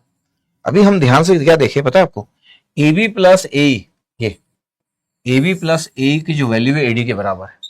अभी देखिए ए बी प्लस, एक्चुअली पहले तो ईडी हुआ, ये ईडी हुआ, A B plus ED equal to ED, लेकिन हमको दिखा पैरेलल वेक्टर के कंसेप्ट से कि भैया ये ए बी थोड़ी लिखा था आपके पास, ये क्या था, ए ही था, ए ई प्लस ईडी, तो ए वेक्टर तो ए वेक्टर है, जो ईडी वेक्टर है वो ए बी वेक्टर के बराबर था, इक्वल टू ईडी, ये हुआ। तो ए बी और ए जो आपके पास है ये, तो ए बी प्लस ए का एडिशन हो गया एडी के बराबर, यही हुआ, ये दो गए, तो बचा क्या सर, देखिए सर बचा क्या, एक एडी आ गया पहला, एक और एडी आ गया दूसरा, अब बचा क्या है, व्हाइट से लिख देता हूं, बचा क्या है सर, एसी बचा एक, और क्या बचा है सर, ए एफ बचा है, एसी और ए एफ बचा है, इसको भी एडी के बराबर लिखना है, फिर बताएंगे अपन की के की वैल्यू क्या होगी, टू एडी तो हो गया। अच्छा एसी और ए एफ पे फोकस करते हैं, एसी किधर है भैया, एसी किधर, ये एसी और ए एफ किधर है, ये ए एफ है। अगर मैं बोलूं कि फिर से एडी पे फोकस करो, ये एसी और सीडी इक्वल टू क्या होगा, AD, AC plus CD equal to, देखो AC plus CD equal to AD होगा, ये आपके पास हेड, ये सीडी का टेल, और ये देखो ये starting point, tail to head, ये रिजल्टेंट एडी। तो यहां पे आपके पास जो रिजल्टेंट एडी था वो ए प्लस ईडी का रिजल्टेंट एडी था, यहां पे क्या है, यहां पे है एसी प्लस सीडी का रिजल्टेंट एसी है, इस ट्रायंगल में, ये जो ट्रायंगल दिख रहा है आपके पास, दिस वन, ये जो ट्रायंगल देख रहे, क्या रिजल्टेंट देख रहे हैं आपके पास, AC, yes sir, plus CD, yes sir, equal to क्या सर, एडी सर, इसको यूज करूंगा मैं, AC plus CD equal to AD, AC plus CD equal to, AC plus CD equal to AD, but question में AC तो है लेकिन CD नहीं है, देखो ध्यान से। अब जब नहीं है तो ये समझना बहुत जरूरी है, क्या एएफ जो है सीडी के टर्म्स में लिखा जा सकता है, yes, both are parallel vector, बस देख लेना 180 है कि 0 है, लाइक पैरेलल है कि अनलाइक है सर, सीडी और एएफ को देखो, एएफ को देखो और सीडी को देखो सर, एएफ और जो सीडी है ना सर वो पैरेलल है सर, एएफ और सीडी, ये देखो पैरेलल वेक्टर है, सब 0 डिग्री है, सब में पैरेलल लिखा हूं, ये लाइक पैरेलल वेक्टर है, इसलिए आप ध्यान देना, मैं ईडी लिखा था, डी नहीं लिखा था, जबकि लिखते समय तो पूरा डी लिखा था, मैं ईडी लिखा था, parallel vector 0 degree, like parallel vector, तो एएफ और सीडी तो 0 डिग्री आपके पास, तो इसका मतलब क्या है सर, इसका मतलब ये हो गया कि एसी में जब सीडी ऐड कर रहे हैं उसको एएफ लिख सकते हैं सर, तो AC plus AF equal to AD होता है पैरेलल कंसेप्ट से, तो ये भी गया, तो बचा क्या सर, बचा ये है कि पहले एडी था, दो का एडिशन, बीच में एक एडी तो क्वेश्चन में गिवन था, और लास्ट में इधर दो का एडिशन भी एडी हो गया, तो सर ये के एडी के बराबर है, बताओ क्या वैल्यू होगी के की, सर के की वैल्यू 3 आ गई, द के इक्वल टू 3 एडी आ रहा टोटल रिजल्ट, तो ये आपके पास ऑप्शन में था 3, ये आंसर में था। Again is a good concept, good question. क्या आपको पैरेलल कंसेप्ट समझ आया, इसको बोलते हैं पैरेलल कंसेप्ट। एक क्वेश्चन लिया मैं, आईआईटी का क्वेश्चन लिया मैं, एक पैरेलल कंसेप्ट ऐसे देखते हैं आपके पास, अगर आपको पैरेलल कंसेप्ट नहीं पता, चलो हेक्सागोन पता भी है, लेकिन पैरेलल कंसेप्ट नहीं पता, तो आप तो फिर इनको ऐड करके एडी के बराबर लिख ही नहीं पाओगे। इसलिए लाइक पैरेलल वेक्टर और अनलाइक पैरेलल वेक्टर की जब बात करते हैं तो डायरेक्शन इज वेरी इंपॉर्टेंट, एक इधर है एक इधर है, is the parallel vector, yes, is the unlike parallel vector, is the 180 degree, ये both are parallel vector, the like parallel vector, angle is 0 degree, एक ही लाइन में जा रहे हैं, ये भी एक ही लाइन में but opposite direction, the 180 degree, the unlike parallel vector, okay ठीक है, इज गुड। एक क्वेश्चन ले रहे अपन, एग्जांपल ले रहे, मतलब क्या क्वेश्चन में ध्यान से लिखा हुआ आपके पास कि द वैल्यू ऑफ पी निकालना है फॉर विच द वेक्टर ए और बी जो दिया आर द परपेंडिकुलर। जब मैं बोलता हूं कि परपेंडिकुलर है आपके पास, तब तो इशू आना नहीं चाहिए, क्यों नहीं आना चाहिए, क्योंकि जब मैं परपेंडिकुलर बोलता हूं तो A dot B is equal to 0 होना चाहिए, इसलिए 0 होना चाहिए because theta equal to 90 degree और कॉस 90 जीरो होता है ये। तो ए डॉट बी की वैल्यू कितना होता है, ए बी कॉस थीटा, तो थीटा इज 90 डिग्री। तो अगर आपके पास परपेंडिकुलर लिखा है या नॉर्मल लिखा है, परपेंडिकुलर, नॉर्मल और ऑर्थोगोनल लिखा है, ऑल आर द सेम, इसका मतलब दोनों का डॉट प्रोडक्ट करके जीरो करना है। तो 3 इंटू आई कितना हो गया 3, 2 इंटू पी कितना हो गया 2p, और 9 इंटू 3 कितना हो गया 27। सर कितना आ गया 2p इक्वल टू 30 -30 आ गया। तो p की वैल्यू कितना है -15, तो -15 इज आंसर, -15 ये आंसर। तो 2p प्लस 27 प्लस 3 30, ठीक है। तो -30 डिवाइड बाई 2 -15, ये -15 is answer, is very simple. तो इसमें परपेंडिकुलर की जगह ऑर्थोगोनल लिखा रहता तो भी यही होता, नॉर्मल लिखा रहता तो भी होता, यस सर। तो normal, orthogonal, perpendicular all are same, dot product should be zero because A dot B की वैल्यू होती है A B cos theta, where theta is the 90 degree, ठीक। बट अगर ये पैरेलल लिखा हो तो मजेदार होता है। तो ये गुड हो गया। क्यों गुड हो गया? क्योंकि अगर कोई पैरेलल लिखा है और बोल रहा है कि पी की वैल्यू चाहिए, पैरेलल वेक्टर का क्या मतलब होता है पता है? ए और बी पैरेलल है। अगर A vector parallel with B vector है, इसका मतलब क्या है पता है? A vector proportional to B vector, मतलब ये किसी एक फैक्टर से मल्टीप्लाई होगा, या आप ऐसा भी बोल सकते हैं B vector is proportional to A vector, तो B vector equal to lambda, एक ही बात है, ए प्रोपोर्शनल टू बी या बी प्रोपोर्शनल टू ए, ये तो पैरेलल वेक्टर। देखो ध्यान से, मतलब अगर मेरे पास ए वेक्टर 2i प्लस 4j और B vector i plus 2j, पता है क्या है?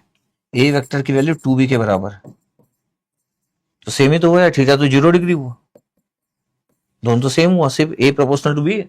The parallel vector, yes the parallel vector, A proportional to B, the A proportional to B, the parallel vector, yes.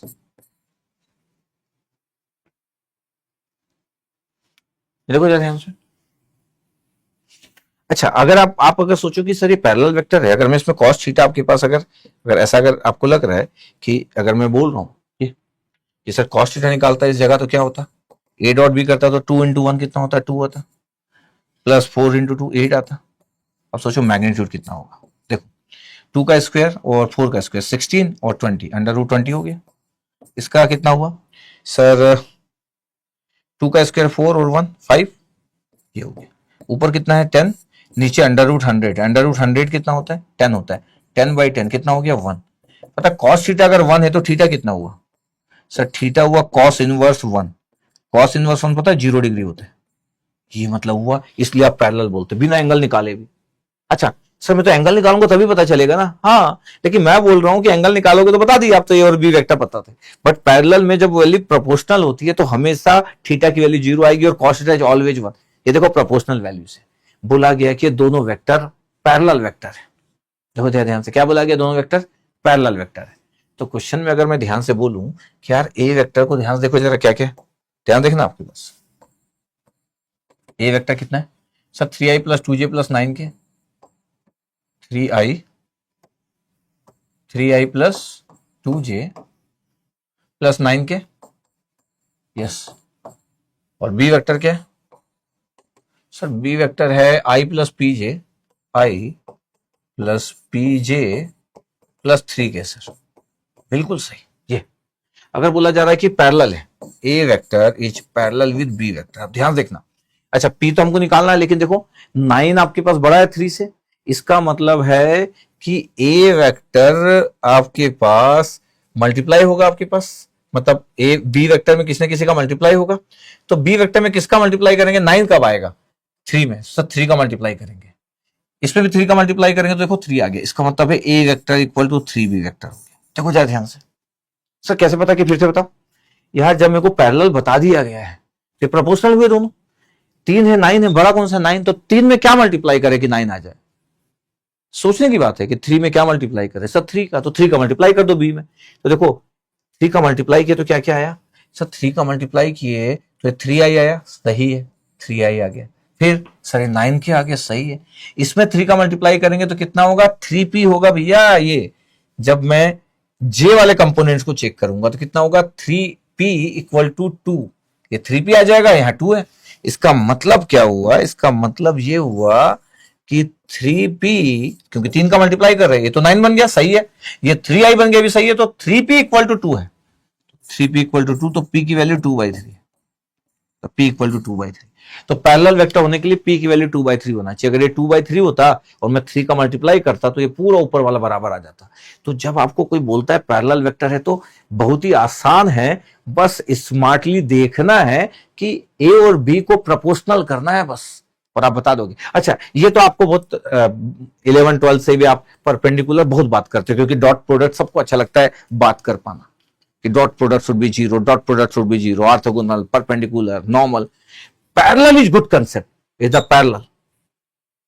Proportional होते हैं आपके पास, और अगर दोनों वेक्टर पता हो और कोई बोल रहा है कि पैरेलल है तो पक्का कॉस थीटा की वैल्यू 1 आएगी। जैसे मैं लिया, देखो लिया मैं जानबूझ के पैरेलल वेक्टर, तो p की वैल्यू 2/3। तो ये मेरा पहला बेसिक कंसेप्ट कंप्लीट हुआ। अगला जो मेरा लेक्चर होगा क्रॉस प्रोडक्ट पे होगा। तो ये पार्ट 1 और पार्ट 2 पहला बेसिक कंसेप्ट पे बेस्ड थे, पैरेलल, ऑर्थोगोनल, बहुत सारी बेसिक बातें और आईआईटी के क्वेश्चन। अब मैं क्रॉस प्रोडक्ट की बात करूंगा और आपको राइट हैंड थंब रूल दिखाऊंगा, और दिखाऊंगा आपके पास क्रॉस प्रोडक्ट कैसे होता है, और बड़ा अच्छे से दिखाऊंगा आपको, ऐसा विजुअलाइज करके दिखाऊंगा, और बड़ा अच्छा क्रॉस प्रोडक्ट के बारे में बात करूंगा। आपको मजा आएगा। मेरे लेक्चर को बड़े ध्यान से सुनते जाइएगा। फिर मैं मेरे हर लेक्चर को आईआईटी के प्रोफेसर के साथ मर्ज करता हूं। मैं वो क्या सोचते हैं, वो क्या पूछते हैं, और आपको क्या पता होना चाहिए, इन बातों का मैं ध्यान रखता हूं। ठीक है, ऐसे करके आप बढ़ते जाइए, आपको अच्छा लगेगा।